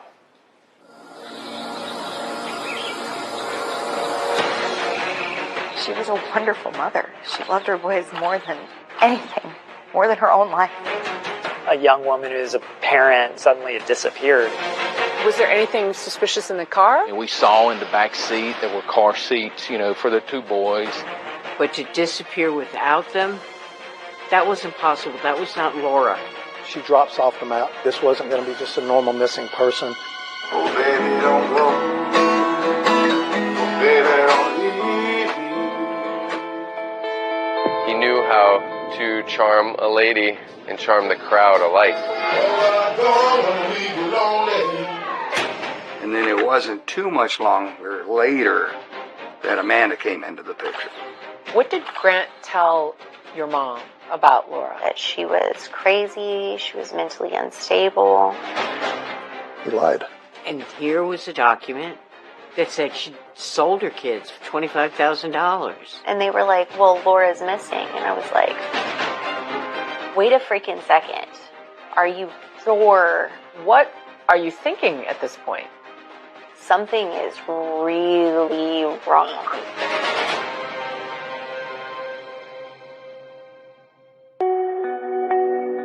You've got to be sick and deranged. What would drive anybody to commit such a crime? Wherever she is, her heart is breaking. The search continues. There's been cases I investigated, I don't even remember. But then there's some that while you're in the midst of it, this one was just different. Oyster Creek is notorious for alligators. It's just a long, meandering creek. It's a small creek, slow moving in that area. Very dark, murky, muddy water. Has zero visibility. It's heavily wooded. There's a lot of lily pads. All the lily pads literally took off the creek. It was the perfect place to get rid of what they wanted to get rid of. This is Oyster Creek, a quiet spot about 30 miles outside Houston, Texas. On a hot, steamy July day, just like this one, back in 2011, police divers were scouring these murky waters, searching for clues in the disappearance of a young mom. But Laura Ackerson was last heard from 1,200 miles away from here, in North Carolina. Wednesday, July 13th at 4:19 p.m. Hey ladies, what? I'll be there in about an hour, but I'm going to go visit with my boys. Don't know what's going to happen as far as I'm concerned. Laura left that voicemail for a friend she promised to visit later that night. Meanwhile, another friend and business partner, Siobhan Mathis, was also waiting to hear from her. It was just very odd that it was going straight to her voicemail, because she always had that phone on. I walked to her house, but it's gated and locked, and you can't get in, but I can see into the garage, and her car wasn't there. Then she sends her an email. I'm really worried. If you don't get up with me, I'm going to call the police. Siobhan was getting more and more worried with every passing second. And she decided to report Laura missing. I don't want to think the worst, but it's almost like what else is there to think? Police in Raleigh, North Carolina start looking into Laura Ackerson's background. They find out she's a small-town girl from Michigan. Roger Ackerson was her dad. She was curious. She wanted to learn things. She'd crawl up in my lap with a book, want me to read to her. Laura's parents divorced when she was just a toddler. As she grew older, it was clear she had a bright spark. Full of dreams. She could see beyond the end of her nose, where a lot of people can't. Everybody she met, she would always see the good in everyone. She didn't become the valedictorian of her high school class because she didn't want to do all the work. But a couple of years down the road, she said, boy, I wish I had. After high school, she moved to North Carolina and landed a waitressing job. That's where she met Heidi Schumacher. We were working at Applebee's together. Her first day, I was training her. I, was a little snippety at her, and she said, "You're not going to talk to me like that." Nobody had ever stood up to me before, and I said, "Oh, you know what?" I smiled at her, and I said, "Well, let's go out tonight. We're going to be great friends." And then, when Laura turned 23, she had an announcement to make. And she was like, "Oh my gosh, I have a surprise for you." And I said, "Okay, well, happy birthday," because it was on her birthday. And I was like, "Okay, what is the surprise?" She's like, "Okay, it's a guy." And I said, "Oh, all right, surprise, it's a guy." So dripping tight, shoes on the floor, food in the pan. What makes a man? Grant Hayes was a aspiring musical artist. Show me one man, I'll show you a man. He was known to Raleigh area. Talk to her sweetly, tell her no lie. Raleigh is a place we call the New South. It's a great mix of people coming from all over the country, raising their families. It's big enough that you have a city atmosphere, but it also has some small town values. Downtown Raleigh is kind of burgeoning, and so there are all these, new bars and restaurants, and he was a musical act who would play at a lot of these places. Are you still with me when I'm gone? Are you still with me when I don't come? People liked his music. People liked his vibe. Grant Hayes, we love you! And she said, "We share a birthday. We're so connected." She thought it was some sort of cosmic intervention, that they were supposed to meet and they were supposed to be together. We were always together, and the nighttime we'd go outside. And she was smitten. She was. And he was, he's a nice-looking guy. He's charismatic. And so seeing that, I think maybe a little bit of starstruck. I grew up in the pew, little Grant III, watching my father preach, and my mother would sing. And they've always been a huge inspiration. Grant was known by his last name, Hayes. He thought he could get some more buzz by changing Hayes to Haze, Hayes.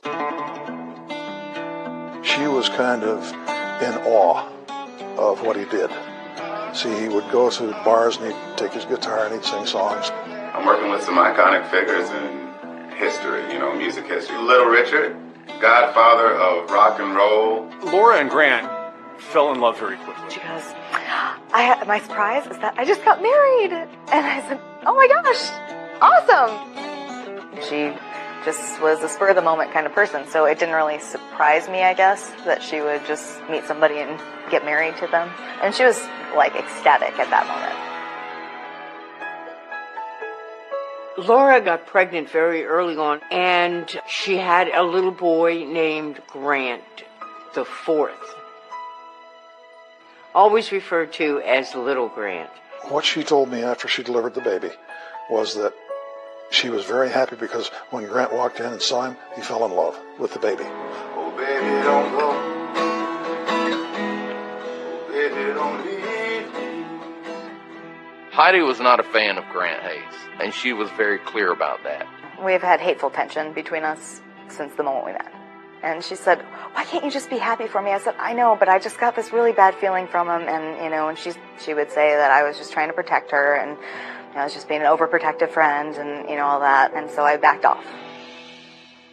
Soon, an opportunity in the Caribbean takes Laura and Grant's lives in very different directions. Party, stay out late, stay up all night. They were kind of living two separate lives. There was something simmering underneath that in the relationship. There may have been trouble there in paradise.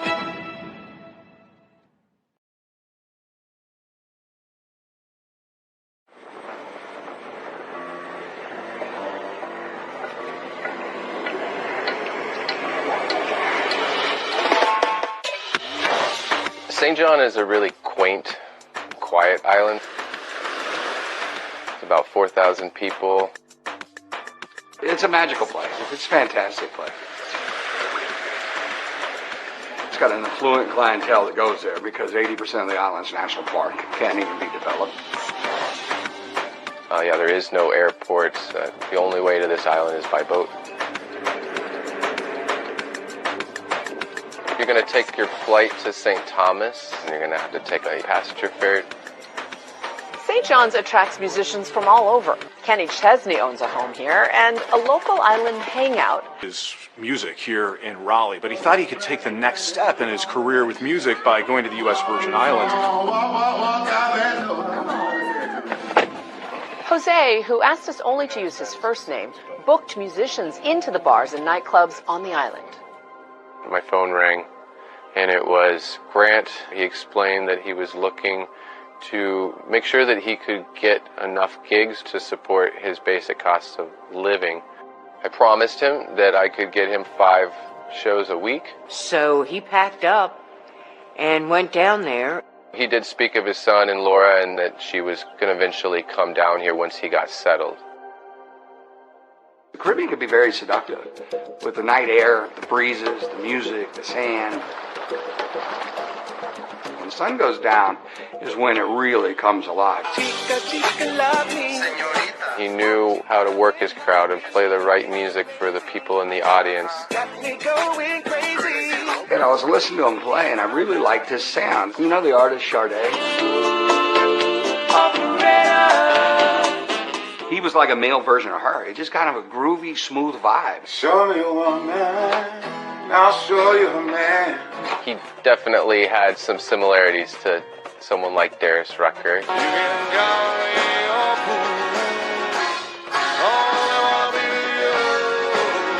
I want to love, and I want to get more. I owned a bar on the island of St. John. How I first encountered Grant Hayes, he was playing, I believe it was at the Parrot Club. He was taking a break. He says, man, I really dig your sound. I'll bring some people from my bar down. And he says, really? From your bar? Yeah. But they won't be spending money with you if they're not at your bar. We'll have a good time. Are you still with me when I'm gone? Are you still with me? He was just waiting for that one guy to come in that's on vacation that might be with a record company. To actually identify and recognize that this guy has talent and let's make him an offer. Man down. But for now, he had to make do with paychecks of $150 to $200 per gig. It looked from the outside looking in that Laura and Grant had a great relationship. No one really knew the trouble brewing. He was very possessive. It was like he owned her. Grant didn't want her to have a relationship with her brother. He did not want any close relationships except for the one with him. Well, she had pretty effectively been isolated from everyone else in her life. I mean, he would take her self-esteem and just crush it into the ground. I, got to the door and she answered and she had a bloody nose and a, almost black eye already. I tried to get the girl to the hospital or file a police report or anything. No, he won't do it again. It's okay. It's going to be okay. I'm not going to press charges. It's fine. She's an optimist. She thought, well, he may change eventually. Always looking for the better side of him. Grant denied ever hitting Laura. Now she's planning to join him on St. John. But then she says she receives a stark warning from family and friends. I told her, don't go back. You don't need to go back to that. She really realized, man, I have to leave him. And I said, okay. And then we had a plan for her to leave, and she had gotten sick 3 or 4 mornings in a row. And she was pregnant. I said, you can still leave. You can still go. And she said, no, I have to tell him it's the right thing to do. It would have been easy. Just stay here. But instead she went back. She was going to do whatever it took to make that family work. She went down to St. John to start over, and she had told me that he said, oh, when you come down here, it's going to be great. Now reunited on the island of St. John, Laura gives birth to their second son in August of 2009. They name him Gentle. And then you have Gentle because now in my maturity, I'm understanding what real masculinity is, and it's gentle. She was a wonderful mother. She loved her boys more than anything, more than her own life. She was a good mother, and she laid low and was a housewife. She wasn't into the party. They were kind of living 2 separate lives, and that's one of the reasons why he would hang out at my house, just so that he could do what he wanted and be himself, because he couldn't do that at home. Party, stay out late, stay up all night.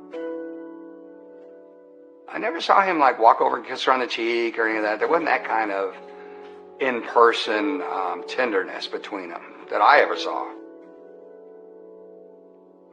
The little baby, Gentle, needed some medical attention and thought that here in North Carolina would be a better place to get him the medical care he needed. So she made plans to move back to take care of her boy. Laura had left the island and he was kind of on his own. That wasn't really good for him because then he could just really do whatever he wanted. He knew how to charm a lady and charm the crowd alike.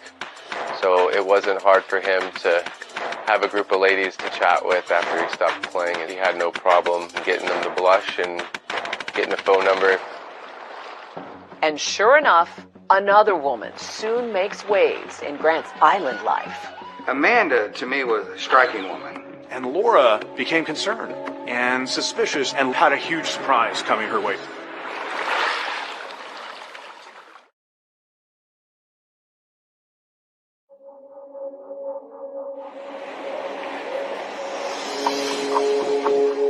It appeared that things were going well in St. John. Grant was trying to get his music career going there. Good night, train. Don't give a ride to the north. And Laura, she's living here in North Carolina with the two little boys, trying to get their youngest son needed medical treatment. And then it wasn't too much longer later that Amanda came into the picture. Amanda, to me, was a striking woman. Amanda's daughter, Shay, shared a lot of details with us, but she asked that we not use her last name. And what was your relationship like growing up? My mom was my best friend. My mom was my hero. Like, what do you want to be whenever you grow up? I want to be like my mom. Amanda had been married 3 times previously, and the most recent husband before Grant was a wealthy businessman in Texas. And he actually died in an accident. After his death, there's a lot of money that Amanda inherits. Her big claim to fame was in acting. She was in the actual Stepford Wives, the remake that was done with Nicole Kidman, and she had a very small part. So how did she end up in St. John? She went down there on vacation. She was supposed to be gone for 2 weeks. She loved it so much. She moved down to the Virgin Islands. That was where she wanted to live. You lived there with her? I did. How old were you at that point? I was 20. And so how did she meet Grant Hayes? He was playing music. So it brought some people down there to listen to Grant play, and Amanda come in. She was looking at him like she hadn't eaten in a while, and he was a steak. Who pursued whom? The tango is two-sided. And did you see their infatuation, romance unfold? It wasn't instant. It wasn't like, oh my gosh, fireworks, oh. I definitely started seeing him hanging with Amanda, and it was obvious that they were a couple. I called him out for it. I said, man, you can't be doing this with her up in the States, way up in the States. He goes, oh, no, we're getting divorced, and it's over. She's staying up there. She's never coming back to the island. What was Grant's relationship like with Amanda? Yeah, I think with Amanda, because she was a little bit older, more mature, I don't think that she was sort of pushed around and controlled. Yeah, very territorial. Let's say there's a group of females in there, and one was, Grant and her were having too much eye contact and smiles, whatever. Then Amanda, being over here, would have the server bring her a drink, so that's from Grant's girlfriend. To kind of set her territory. And Laura, from a distance here in North Carolina, became concerned and suspicious there was something else happening there. Eventually, this relationship between Amanda and Grant takes the next step. It develops into something more. And they make the move from the Virgin Islands to New York. She convinced him that she can introduce him to the people that can make his career take off. Was he successful? I mean, he got repeat bookings at some of the different places. He played the Grant Hayes variety show. Gotta get a warm welcome for Mr. Grant Hayes! I don't know. I And then Grant says, to Laura, I would really like little Grant, their oldest son, to come visit me in New York. Grant is shorter. It is just for 10 days. 10 days came and went, and he hasn't brought Grant back. And Laura was asking why. You said you would. And Laura had to file for custody to even see her son again. She didn't have a choice. Fighting to get her oldest boy back. In April of 2010, Laura hears surprising news. Grant calls her and says, Amanda and I just went to Vegas and we got married. It's a bombshell. It's a shock to Laura. It was a little surprising that they were getting married. They were definitely moving very fast. I married my soulmate, my best friend, and she is something that I wanted my whole life. Friends and family had been given the impression that Laura and Grant were married, but apparently they never were. Then Grant took a very aggressive move and went to court without her. He made these allegations about she's mentally unstable, she doesn't have a stable home, she's working as an escort. They had alleged that Laura was a danger to the children. He lied. He said several things in the ex parte custody order that just plain weren't true. And based on those allegations, Mr. Hayes got Judge Turner to sign an emergency custody order. He granted a temporary custody to Grant, not just little Grant, but also Gentle. And little Gentle was carted off from there and given over to his father. The worst time in her life was when she did not get to see her kids. She was devastated. She went to work to do whatever it would take to get the two boys back. As for Grant and Amanda, they moved down to Raleigh as the custody battle heats up. We had the court appoint Dr. Ginger Calloway. Where do you practice? In Raleigh. To evaluate both parties. To be able to give the court an opinion over whose home may be the best home for these children to be in. During that evaluation, Laura went on the record to say that Grant had isolated and controlled her, while Grant charged that she was the one manipulating him. When the psychologist report came in, the parts about Mr. Hayes referred to him having some, what the psychologist called, illogical and disturbed thinking. He rages angrily about Laura in front of the children. It is obvious they do not want Laura included in the children's lives. This is very concerning because, in essence, they want to obliterate her. And she came basically to the conclusion that, Laura had work to do.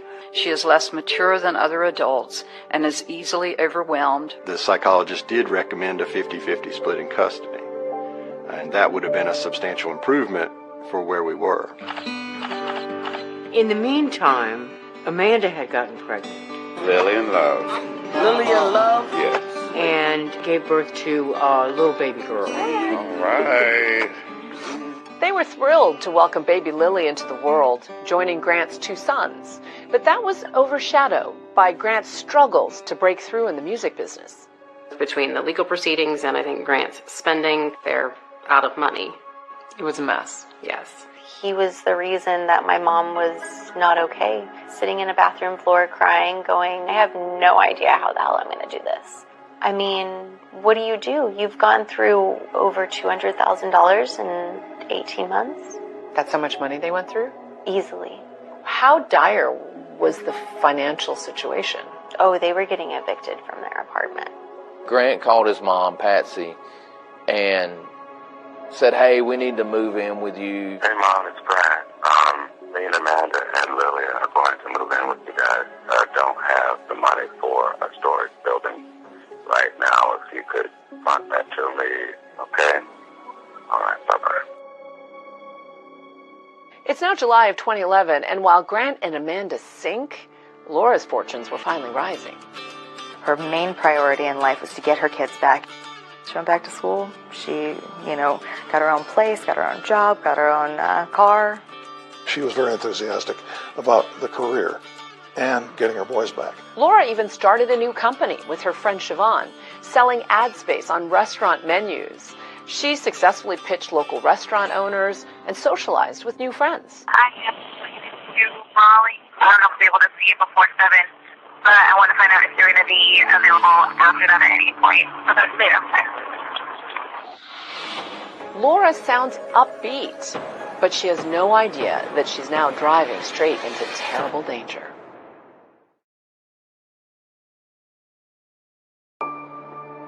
It's July 2011. Laura Ackerson hasn't been heard from in days, and her friends are worried about the 27-year-old mother of 2. They report her missing. ABC 11 Eyewitness News at 5:30 starts right now. So far, there's been no other signs of the missing woman. I'm not the only person that's worried about her. She's been missing for quite a while, but, there's still hope. Ackerson apparently came to Raleigh last week on business. We got a description of Laura's vehicle, and we put a bolo out, be on the lookout for patrol officers just to see if they are able to locate the vehicle. That night, by 11 o'clock that night, our patrol guys had found the car. So where was it? Right over here, if you see this black color SUV, it's right there in that same parking space is where it was. Was there anything suspicious in the car? Nothing really of evidentiary value. I mean, we saw in the back seat there were car seats, for the 2 boys. There was an idea that maybe she decided, hey, I'm going to go to the airport, I'm going to take a trip somewhere. If she had disappeared with her boys, that would not have been an overwhelming surprise. But to disappear without them, that wasn't possible. That was not Laura. So we definitely explored that possibility. We checked Laura's financials, we checked her cell phone records, all that. All her activity ended on July 13th. She's not buying gas, she's not buying food, she's doing nothing. She just completely goes silent. Something that we would normally do in a missing person case is we want to go to their apartment or their house. Maybe they left a note. The police go into Laura's apartment and thoroughly search it, looking for anything that could point to a problem or that any violence occurred. It was very well kept. It was clean. She had several plants that were inside the apartment. None of them had been watered for numerous days. That was a good indication that she had not returned or that nobody was coming in and out of the apartment to take care of things. From looking at the apartment, you could tell she's definitely a dedicated mother. That's what stood out, number 1. Almost half the apartment was dedicated to space for the kids, and that kind of reflected her life, that, so much of her life was focused on her children. They pulled the video from the public spaces of Laura's apartment building. The video captured the hallway outside of her door on the morning of the 13th. Just a lady that was on her way to work in the morning by herself. Completely normal morning. She was not under duress, did not seem to be in a hurry, did not have suitcases that she's dragging behind her. We learned that Gentle had a birthday party the following weekend that was scheduled, and that Laura had no-showed on it. That's all when we started thinking this wasn't going to be just a normal missing person. We still want to look, hey, are there other people in Laura's life that may have something to do with her disappearance? Laura admitted that she'd gone to some sugar daddy sites. You're trying to meet maybe wealthier men. We were never able to show that there was any meeting of any kind between Laura and somebody else. One detective reaches out to Laura's ex, Grant Hayes, who says that Laura had visited him on the night of Wednesday, July 13th. He gives timeline of when she was there at the apartment. Well, she actually came up here to visit the boys and says that she left, after being there for a little while. Grant Hayes also tells investigators that 2 days after visiting his apartment, Laura was supposed to meet him at the local Sheetz gas station for their scheduled custody exchange. He shows up to the scheduled Friday 5 o'clock time. He has the boys with him. They would come in the store to use the restroom. Grant goes in to buy a pack of cigarettes. But essentially, they're waiting in the parking lot. And waits for over an hour for Laura to arrive. And she never arrives. he was sending out very angry email messages and text messages to Laura. You're late again. Where are you? And first at 5:30 tonight, we have new details and new updates on the big stories happening now. I'm Steve Daniels. I anchor the evening news covering Raleigh. This was a really compelling case. Our viewers were watching this every step of the way. She was to meet them and their father in Wilson that afternoon, according to the children's grandmother. She didn't show up at 5, and so he was there until 5, and he called me at 6:30 and said she had not shown up yet. It's distressing, and I just hope it all comes to an end quickly and that she's all right. It's not like her to do something like this, especially to not pick up her kids. Detectives realize that no one has heard from Laura since that voicemail she left on July 13th for her friend, Oksana Smarsky. I was in a study group and I saw my phone ring and I wish I would pick it up. And if I knew what would happen, I would not let it ring. I'll give you a call when I'm done, and I just wanted to let you know, too, I don't know if I'll be able to see you before 7, but that's later. Laura's destination that night had been Grant and Amanda's apartment. Tell me, where is the apartment? And so their apartment is right on the other side of this small building here. So how did you get a search warrant to go in? So we had developed enough information, I just think, to get that search warrant initially. We were really trying to develop a timeline for Laura. Any evidence that maybe Laura had been there. So one of the things that we did find in the apartment was a note. It appeared to be handwritten. Up on the counter in the kitchen area, just kind of laying there very conspicuously, which was weird. And what that note said was that Laura Ackerson, in exchange for receiving $25,000, would give up custody of her children. It was signed Laura Ackerson. That was suspicious, because everybody had been telling the police Laura would not leave her boys. Those boys were Laura's life. She would have never signed over her children for any amount of money. Why a note? You already are going through the court system. Why don't you just go through your attorneys? And that is not the only curious discovery in that apartment. As soon as they opened the door, hit with the overwhelming smell of bleach.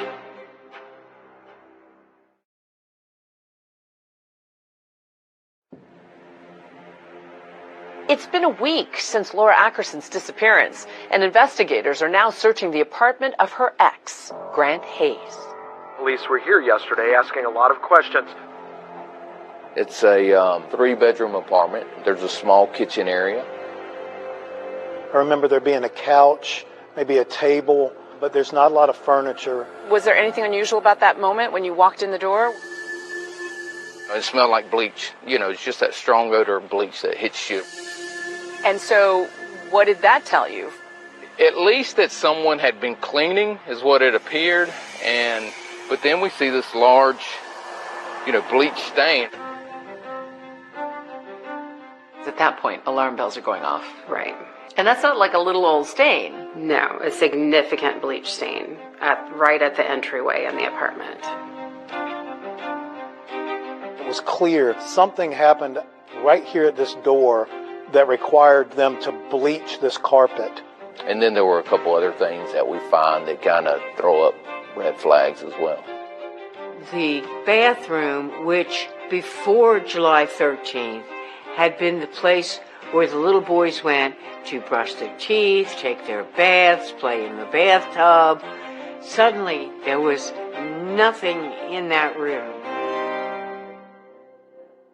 It's the cleanest bathroom I've ever been in. There's no floor mats, there's no shower curtain. And shiny clean on every possible surface.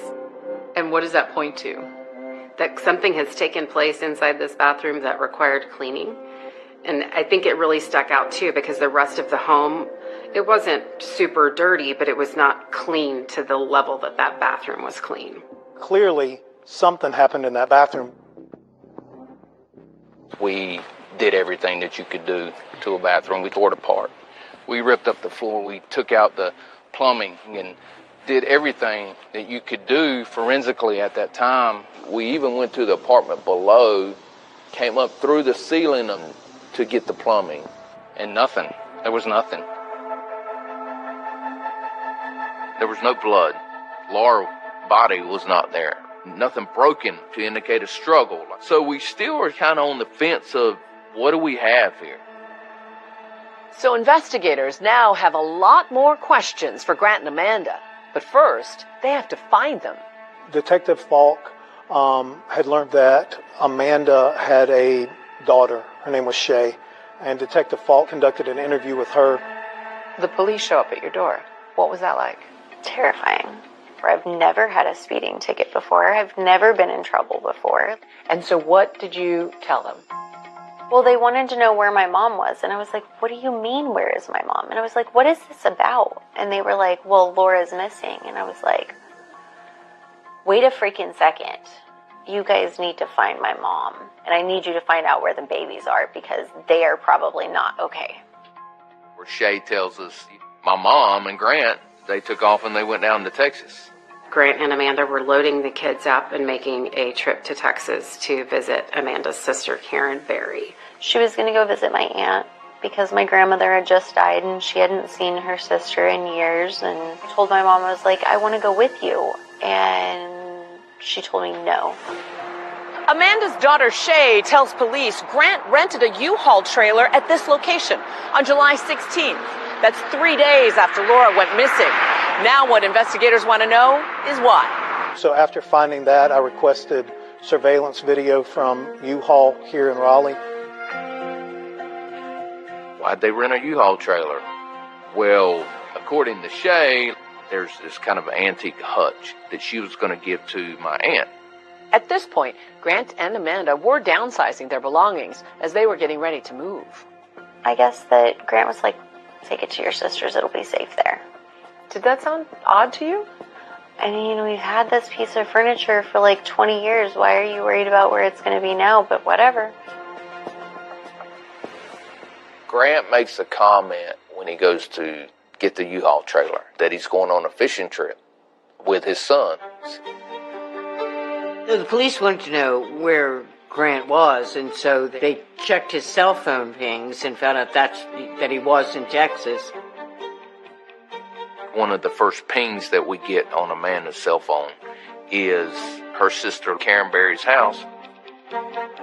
The court ordered that they were not allowed to take Grant and Gentle out of the state of North Carolina until the whole custody situation is resolved. It was definitely significant to us that he was willing to take the risk and go to Texas with these boys, knowing that if that was found out, that would be a problem for him. Pretty immediately, we make a decision, hey, we've got to go to Texas. This is literally a 20-hour drive on a hunch that we could find evidence out there. So Skinner Lane is in the middle of nowhere. 2 deputies, myself, drove to Karen Berry's house cold. She didn't know we were coming. We told her that basically we wanted to talk to her about Grant and Amanda. She told us that she was expecting us. She was very, very nervous. She cried a lot, and she said, before I answer any more questions, do you mind if I pray? And it means there's something big that you're about to tell us. And as a homicide detective, anytime somebody wants to pray, you let them pray.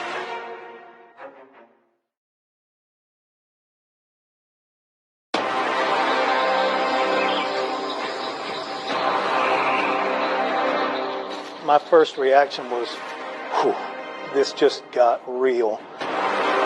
It was the lead story on the news night after night after night. Grant shows up to the Friday handoff and waits for over an hour for Laura to arrive, and she never arrives. I can't imagine being under that Texas sun trying to find the woman's body. It was just a grotesque thing to have to do. And you would have to dive through murky water like this? It's not a swimming hole. It's not a place where people go paddling in. This is just sort of a wasteland. You found a manual for the power saw. What went through your mind? No one does construction work in this house. I'm just buying a saw at 2 o'clock in the morning. How the hell did we get here? As soon as prosecutors hear this song, they're like, wow. It was a song. Not real life. Until it is real life.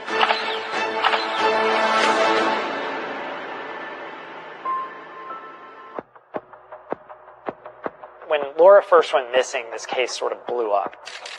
A young woman who's a parent who suddenly had disappeared, and she really disappeared off the face of the earth. At this point in the investigation, we really don't know what exactly has happened to Laura. Grant and Amanda had gone down to Texas to visit Amanda's sister. They rented a U-Haul trailer. We knew that Grant and Amanda had come back to Raleigh. Where is Laura Ackerson? That's what everyone's been wondering since she went missing days ago. Raleigh police finally have what could be a breakthrough lead, so they drive 1,200 miles to pay an unexpected visit to Amanda's sister, here in Richmond, Texas. Karen Berry was Amanda's sister, but in a lot of ways she was more of a mother figure. She was who Amanda always turned to when she had any problems. Well, it was a Sunday afternoon, and I received a call out advising that the Raleigh Police Department had traveled from North Carolina, and they were requesting some investigative assistance from the sheriff's office. When they knock on the door of Karen Berry and she answers, it's almost like she was counting the minutes for them to get there. And her first reaction to them is, you can come in and I'll talk to you, but can I just have a moment to pray first? There's some soul searching going on. Yes. And do you remember the words that she prayed? Basically just a prayer of, give me the strength to do the right thing, to help me do what I need to do. After she finished praying, she tells us that Grant and Amanda had shown up on Monday the 18th. She's excited to see her sister. Lily had just been born, and Karen had never seen her. She had never met Grant. Karen didn't get a very good impression of Grant because he was hyper nervous. Grant slept most of the day. Karen pointed that out. And she could tell something was wrong with her sister. Amanda seemed troubled, but also concerning were several inquiries that Amanda and Grant had made of her and her boys. What were the peculiar questions? Well, one was about the creek. Just across the street is Oyster Creek. Karen's boys, they had a flat-bottom boat. Grant and Amanda, they were asking permission to use the boat to go out there to explore for sharks. Well, we're 90 miles inland, and this is a freshwater creek. I'm pretty confident there's never been a sighting of a shark in Fort Bend County. Grant asked, are there alligators where I can access Oyster Creek? And then they talk about they want to go fishing. They'll take the boat out fishing. And Karen said, no, that is not a place that you need little toddlers fishing. Karen told the police that they took the boat out one night. She didn't know why. The boys were sound asleep. So it didn't make any sense to her. We conveyed to her repeatedly that we are not looking at her as a suspect. And then we directed the conversation toward Laura. Did Grant and Amanda tell you anything? She clearly conveyed to me that Laura and Amanda did not get along. And then she told us Amanda had come into the kitchen and said, I need to talk with you outside. It's important. Amanda said Laura's not a good person. Amanda then tells Karen, I hurt her. I hurt Laura. I pushed her, and it's bad.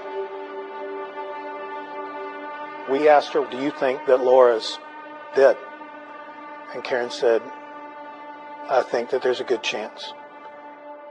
And at that point, she gave us consent to search the property. The scene was immediately cordoned off. There were several areas on the property itself that we needed to search, in addition to searching the creek across the street. This creek is off of Skinner Lane, off in Fort Bend County. We're about 100 yards west of the 4300 block. It looks different now, right? Yeah, things have changed a lot in the last 13 years. There were big piles of trash all in the backyard. There was a hog pen to the right of the house. You uncovered a lot of evidence here. We did. We uncovered a lot of evidence. Karen was asked what items were left behind. Are these yours, or are these something that you know nothing about? We found some empty carry-on suitcases, presumably left by Grant or Amanda. We found some ice chests. Karen was not aware that they came down there with 3 coolers until she saw Grant cleaning them out in the backyard. If these were ice chests that were needed for their long journey to Texas from Raleigh, why weren't they needed during the long journey back? Fort Bend police call in crime scene investigator Officer Kim Oreskovich. They want her to search that muddy creek across the street from Karen Barry's house. When I got here is when Lieutenant told me that, hey, you're looking for a body. And so what was going through your mind? I was like, no, we're not going to find it. If there was dumped here in the creek, normally the current would take it out. The creek was probably 25 feet wide, very swampy looking. It's not a swimming hole. It's not a place where people go paddling in. This is just sort of a wasteland. There are alligators. They had someone in the boat ready to shoot an alligator. We're down, obviously, on our knees in the boat, so he's literally above us, watching for gators in front of us, see if there's any signs of a gator coming out. With a long gun in his hand. Absolutely. I can't imagine being under that Texas sun trying to find a woman's body. It was just a grotesque thing to have to do. What did you see? We're like, okay, there's something big floating on top of the water in the water lilies. My first reaction was, whew, this just got real.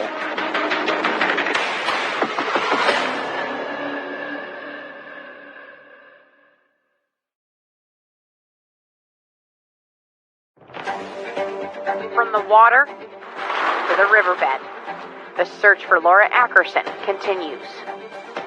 Laura's body believed to be dumped here in Texas. It was a hot July day when you went out on the boat. Yes. What did you see? We found something big floating on top of the water in the water lilies. And it was just white and pinkish. When we got up close to it, you could see that it's one half of a torso. When they said, oh, you're looking for a body, I wasn't expecting dismembered body, so that was a shock to your system. Kim pretty quickly locates what ultimately was determined to be 2 portions of a torso kind of tangled up in the vegetation of the creek. And that kind of confirmed to everybody here, now this is a homicide. Once those dismembered body parts were found floating near the surface of Oyster Creek, Houston dive teams were called in. They had to search now beneath the surface of these murky, alligator-filled waters, looking for more remains. They need to know, is it really Laura? It's becoming important to find things like the hands or the feet or the head that can help with identifying the body. Mark Thorson and Brian Davis of the Houston Police Dive Team still remember being on scene that awful day. What kind of dives did you normally do on this unit? And we pretty much go get anything out of the water. Vehicles, guns, bodies. And what's visibility like underwater? Most of our dives on the dive team, we do not have visibility. You're basically just fanning your hand out or your arm out in front of you. You want to feel it before you run over it. The first 2 hours, we searched underwater. We didn't come up with anything, so we had to change our tactic, and that's when we decided to go on our tiptoes and go through the lily pads. And you would have to dive through murky water like this? Yes. This is what we were facing. When you're in the middle of it, it just closes in back on. It closes in on you, and it's difficult searching, or it's hard searching for what we're looking for. We started seeing sheen and smelling. If you've ever smelled a decomposing body, you know that odor, and you're not going to forget it. We're moving the lilies, and the scent would get stronger, or it would get weaker. As we're moving the lilies, you can see a white, grayish object in the water, and immediately knew that I had a body part. All I saw was what looked like skin, and I could see a bone. I called out to Mark. Mark swam over, and he placed his hands on top of mine and rolled it, and that was when we learned that we had the head. We recovered virtually all of her body, but the most important piece was being able to recover her head, because we were able to do dental record comparisons where that's as good as a fingerprint. They were able to confirm that it was Laura Ackerson, and that mother of 2 boys was now dead. And they knew they had found Laura in the Texas creek.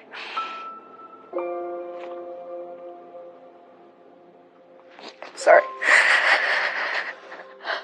What was your reaction when you heard about body parts being found in a creek near your aunt's house, and somehow your mom's mixed up in it? It was the most devastating thing to have ever happened in my life. In my interviews with Karen, I was aware that Grant and Amanda were inquiring about where a Home Depot was at. They had some shopping that they wanted to do. Investigators visit a local Home Depot and uncover this video of Grant purchasing suspicious items, including muriatic acid.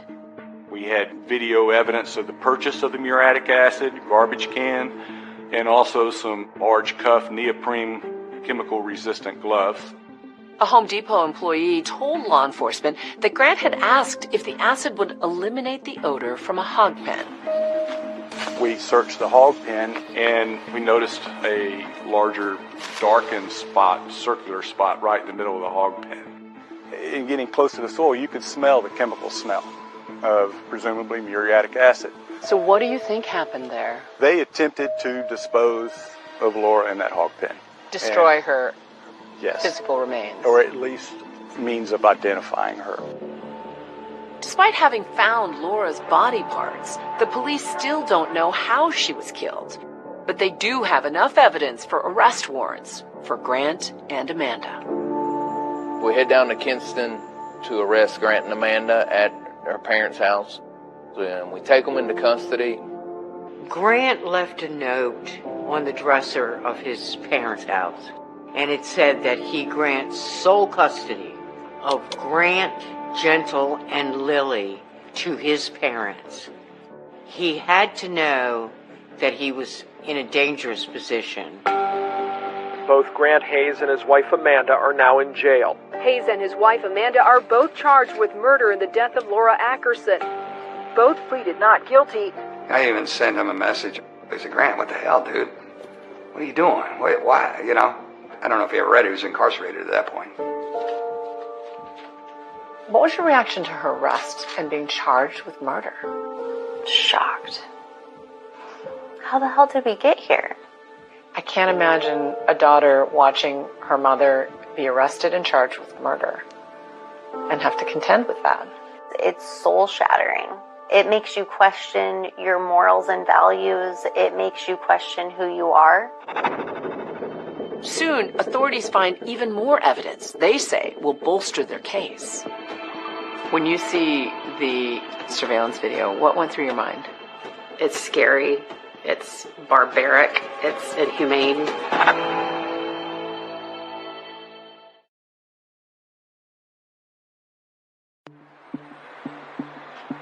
Soon after their arrest, Grant and Amanda are led into the courtroom.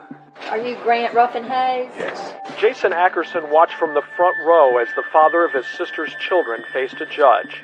Grant Hayes III is now charged with killing his children's mother. They have also charged his wife, Amanda Hayes, with murder. Today, both Hayes and his wife went back to jail with no bond. These guys are monsters. My mom's not a monster. She got pulled into a bad situation. That woman in that picture is not the mama that I grew up with. Shay, she didn't think her mother could be responsible for anything violent. At some point, she had found this owner's manual for a skill saw. You found a manual for the power saw. For some type of power saw. What went through your mind? No one does construction work in this house. And I don't see anything freshly built. She made a decision to kind of help us. I figured if they had the manual, they could figure out where he bought it. And they did. It was Walmart that tells us, yeah, we actually sold one on the early morning hours of July 14th. They found Grant Hayes at 2:30 in the morning after Laura Ackerson was last seen on the 13th at Walmart buying supplies, plastic, gloves, PPE, plus a reciprocating saw. A reciprocating saw, depending on the blade you use, can rip through almost anything.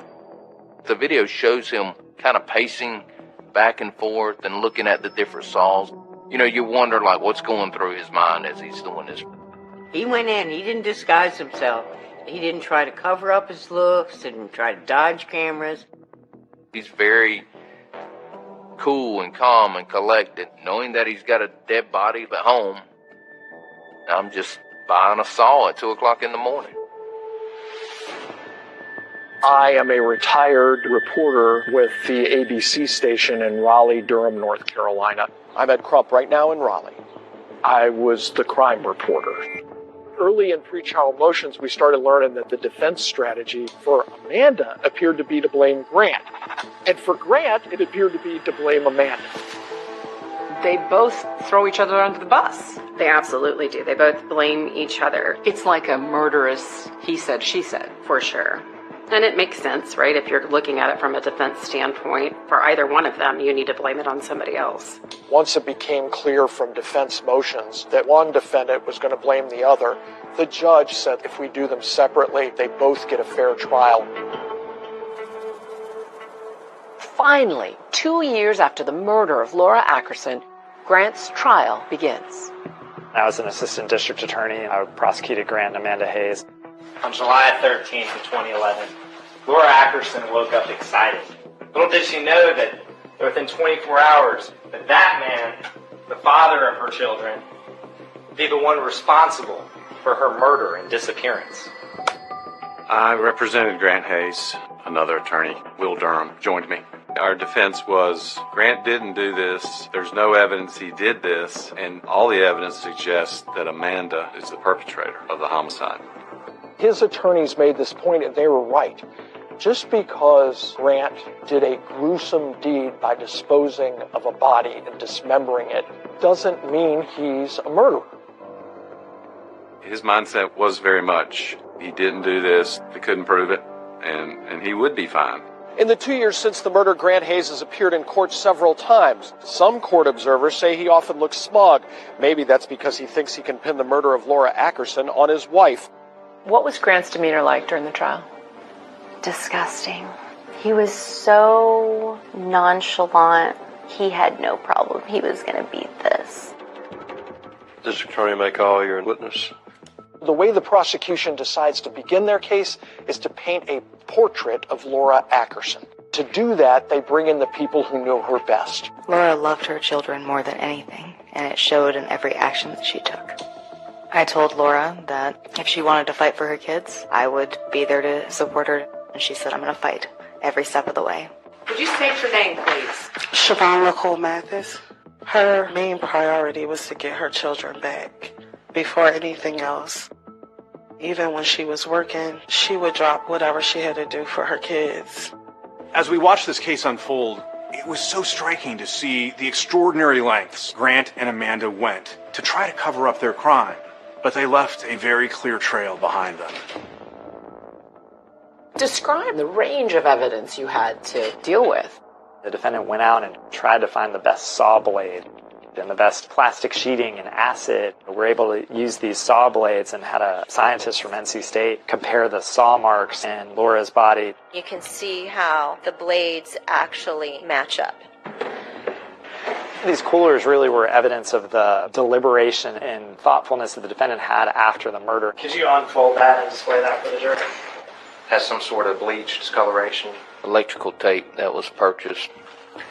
Despite this mound of evidence, we don't actually know how she was murdered. Sure. There's 3 adults in the apartment when this happened, and 2 of them are charged with first-degree murder, and, one person's dead. It was kind of hard to prove exactly what had transpired. I didn't have enough information with the parts that we received to determine the exact cause of death.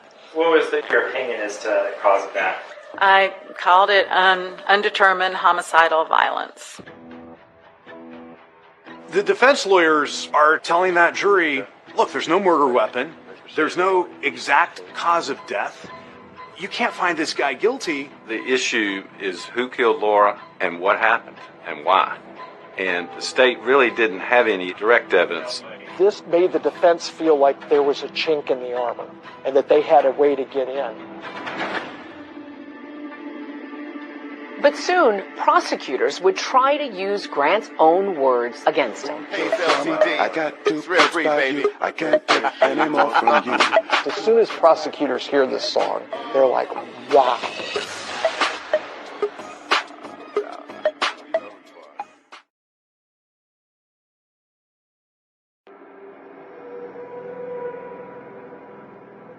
Despite the mountain of evidence in this case, it's still unclear who killed Laura and how. The prosecution is about to call a witness who claims to know what happened.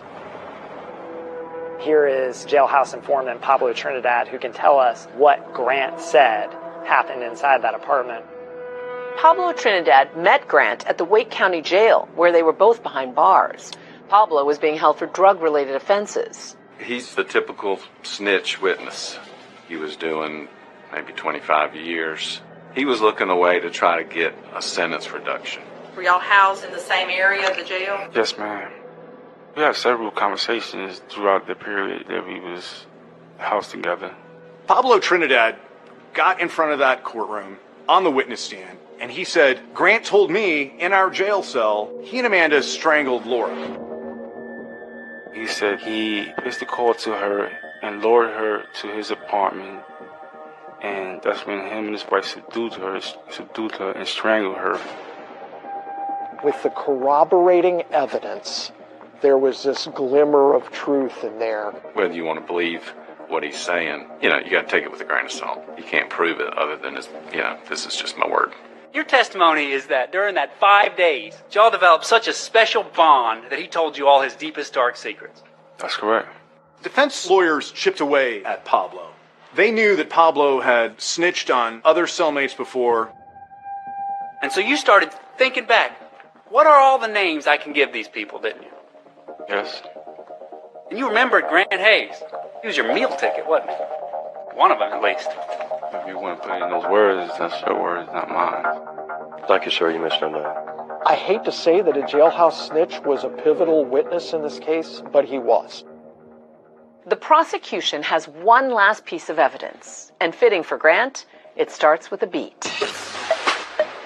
Shay actually brought to our attention. She knew about this song that Grant had previously recorded. It was called Broomstick Rider. Broomstick Rider, just happened to be my baby's mama. D-Shine, you got me. The lyrics of it told what his desire to do to Laura was. I put a price tag on your head. That's right. You must have told your attorney I got intentions on killing you. What? This order might stop me. My bullets will get you. He wrote this song with Laura in mind. His attorney called it a parody.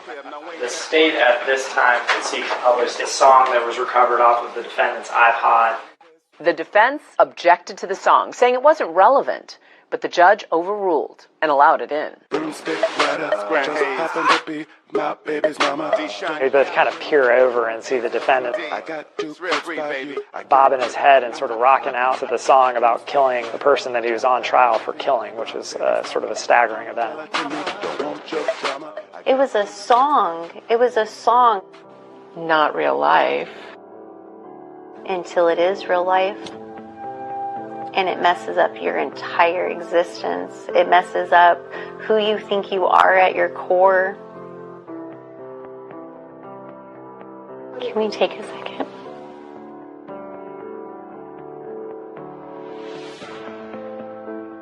The defense calls a witness with crucial first-hand testimony that seems to support Grant's version of the story. It's Amanda's sister, Karen Berry. Remember, Amanda told her sister that she hurt Laura. Could you please state your name for the court? Karen Berry. Could you tell me how you know Amanda Hayes? She's my sister. The defense is trying to prove Grant didn't commit this crime, that it was Amanda who committed this crime. Our case focused on statements that Amanda made to her sister. She came in and she told me that she had hurt Laura and that she had hurt her bad. She says, I hurt Laura, not we hurt Laura, or he hurt Laura. It actually benefited Grant to some degree because for Grant, his defense is Amanda did this. Well, that was definitely a defense bombshell. But when she was pressed further, she detailed another story that happened. I said, I want the truth out of you now. And I looked her straight in the eye and I asked her if she was covering for Grant. How did she answer? She looked me straight in the eye. She shook her head and went. Well, that kind of undid everything else. The defendant's whole case sort of backfired on them. I mean, Karen's testimony did not come out like they wanted it to come out. In their closing arguments, each side has one last chance to convince the jury.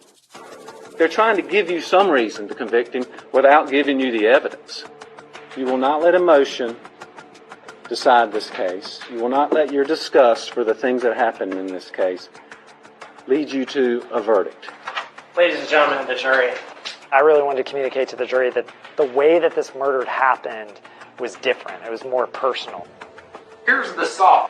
And so that's why I pulled out that saw. This saw cut someone in half. These are the lengths that the defendant went to try to not just get away with this murder, but also erase Laura from the world. He is guilty beyond a reasonable doubt, and you should find him so. Thank you. After 3 weeks of graphic testimony with 50 witnesses and 500 pieces of evidence, the jury goes out to deliberate. Within 2 hours, they're back with a verdict.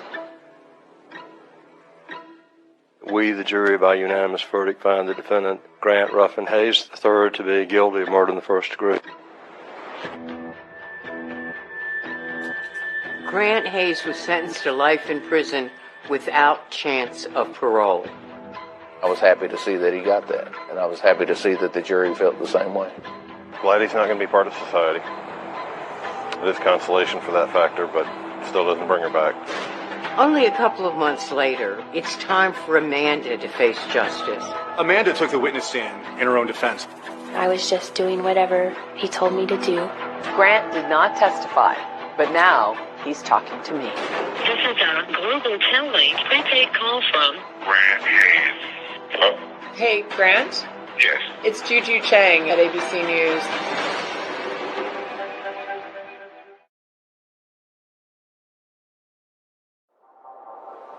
This is a global Telly prepaid call from Grant Hayes. After Grant's trial and conviction, many questions remain unanswered, like what happened in that apartment. So we arranged to speak with him from prison. But his claims about how Laura died doesn't really add up. Grant, can you hear me? It's Juju Chang at ABC News. Thanks so much for calling. Thank you for picking up. So let me ask you this. People have described you as very charming, but also manipulative and even scary. I don't really have any defense for what people think about my character. But, you know, I'm not in prison for being a bad person. I'm in prison for killing a woman. And that didn't happen. So you're saying you didn't kill Laura? No, I didn't kill Laura. So what happened that night in the apartment? How did she die? From what I was told, when I left the room, she had asked to hold our 5-week-old baby, and Amanda had refused her. And Amanda told me that Laura had actually grabbed her by the hair and pulled her back, and that she had swung back with her elbow, hit her, dislodged herself from her, and ran into my recording studio. And when I came back in the room, Laura was laid out. I just want to get this straight, Grant. You're blaming Laura for her own death? Laura attacked a woman. I don't know any other way to look at it. And so at that point, why not call 911 to try to resuscitate her? I was freaked out. Honestly, I was afraid. I was very, very afraid. And then you're captured on video buying a saw. Who came up with that plan? Well, Amanda had a plan to take Laura's body to a swamp at her sister's in Texas. And we had to get it out of the house, and the only way we could do that was if it were dismembered. So I guess you could say it was carrying out a plan that was Amanda's. It's only been a few months since Grant's conviction, and now Amanda Hayes' trial is set to begin. In Amanda's trial, we're still putting forward the same evidence as Grant's trial, but at the same time, we want to accent Amanda's role in everything. The defense was trying to show Amanda she was coerced by Grant and only did what Grant said in order to protect herself and her child. But Amanda isn't just sitting there idly. She is an active participant in everything that we see. In Texas, there was a camera trying to catch people illegally dumping or littering, and it captures exactly that. Where are we in relation to where her sister's house is and where the body parts were found? We're just a mile and a half down. At my particular unit, we were in charge of environmental crimes. At that time, the camera was set up right where you see these two trees. Saw something was odd in the photos. The female that got out of the truck started unloaded boxes and jugs and started shoving them under the tree in this fence line right behind me. She was shoving it into the bushes. And then I found some boxes of acid. Seemed really strange. And I had watched the news the night before showing her court appearance in Raleigh. And so how did you put that two and two together? They looked the same, looked like the same lady. It was kind of really basic. People look at that and say, she doesn't look like she's under duress. She doesn't look like she's afraid. A picture can tell 1,000 words, but it can hide 1,000 words too. What do you think that picture was hiding? I think that picture shows a still frame of a woman thinking she's out in the middle of nowhere in the country and just trying to hurry up, get it over with, get it done. And my question is, if you are driving a vehicle down the road, dumping evidence, and you are so scared, keep driving. Go to the police, go somewhere for help. The one difference between these two trials, we found out Amanda would testify. I think the defense had decided that if she went on the stand, she had a way of projecting innocence. Right now we're going to begin with the North Carolina trial of a woman accused of killing the mother of her stepchildren. Taking the stand for the first time this week, Amanda Hayes' defense was simple. I was just doing whatever he told me to do. Her husband made her do it.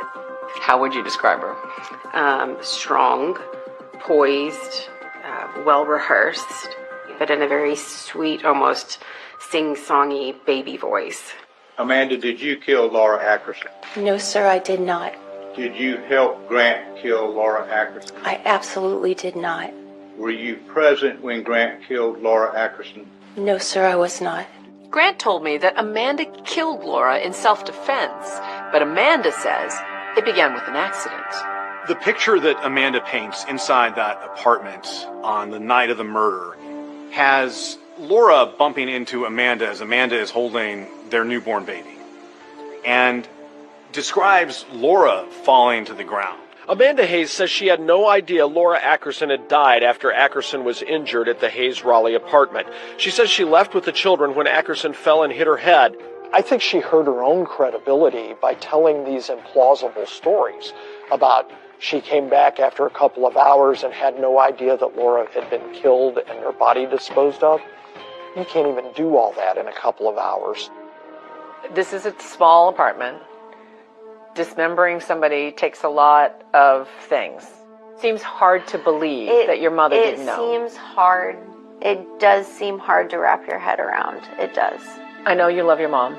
I know you support her. Could it be that you're seeing it through rose-colored glasses? Absolutely. And that perhaps she was more involved than you'd like to believe? Nobody will ever know what they don't know. She also testified that her husband threatened to kill her if she didn't help dispose of the body. He told me that that I had to help figure out how to get rid of this body, or else none of us were making it back to North Carolina, to Raleigh.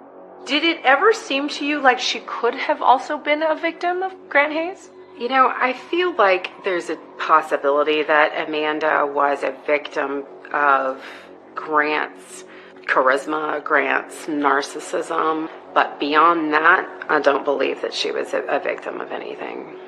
No one knows what that relationship's like, but and those pictures on Amanda's camera reflect Amanda having a good time and smiling the whole time. Amanda Hayes is a former bit part performer who attended acting school in New York, but according to one of the prosecutors, none of her acting jobs were as good as the one she gave in this courtroom. She has given the performance of her life. She came across as sympathetic. She came across as, Grant's the controlling jerk, and I just got swept up in all this. We're asking that you find her not guilty on both charges.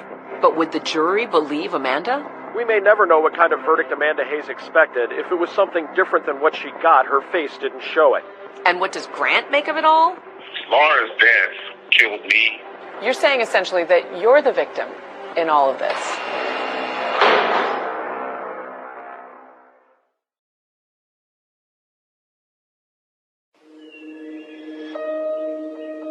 The last night that I was with Grant, he handed me a notepad with these pages on it.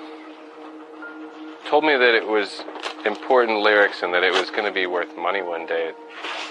But this was probably the most unsettling of the poetry that I found. I guess it's one sentence with the word murder in it 6 times. It's murder, murder, murder, murder in my veins, murder in my soul, desertless in my heart, but to let this all go. And I think that's what just really upset me a little bit and had goosebumps when I read that for the first time after finding out about Laura. Dramatic testimony in a first-degree murder case. Did her husband force her to cover up his crime? It will be up to the jury to decide if Amanda Hayes was his accomplice or another victim. It's time for Amanda to face justice. They wanted Amanda found responsible for her role in the death of Laura to the tune of first-degree murder. It is the unanimous verdict of the jury that the defendant is guilty of murder in the second degree. Amanda was convicted of the lesser charge of second-degree murder, and she was sentenced to between 13 and 17 years in a North Carolina prison. They were both there. They both had the opportunity to save Laura's life. Neither one of them did it, so to me that makes them both guilty of first-degree murder. What was your reaction to the verdict against your mom? It was a glimpse of hope. Why is that?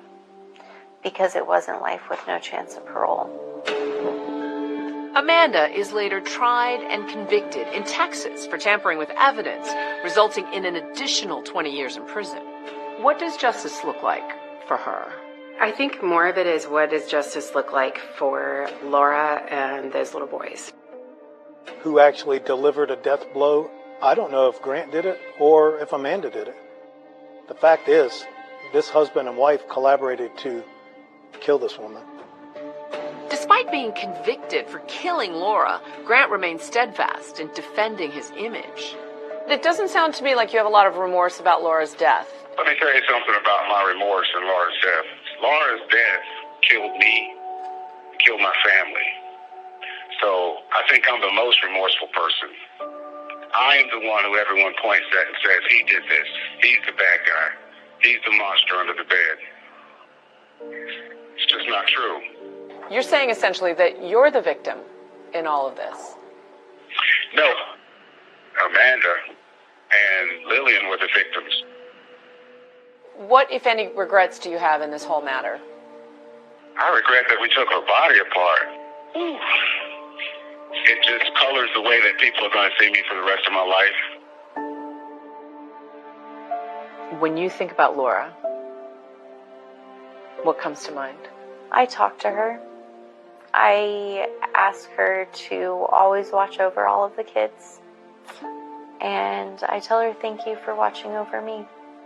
Today, all 3 of Grant's children are being raised by his own mother.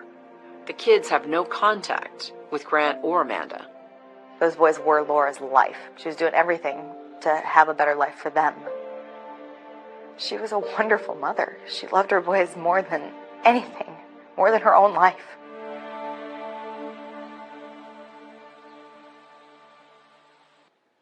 We should point out tonight that Grant Hayes has filed several appeals. All have been denied. He tells 2020 he's continuing to fight for freedom. Meanwhile, his ex-wife, David, Amanda, is in a Texas prison serving out her conviction. She declined to be interviewed.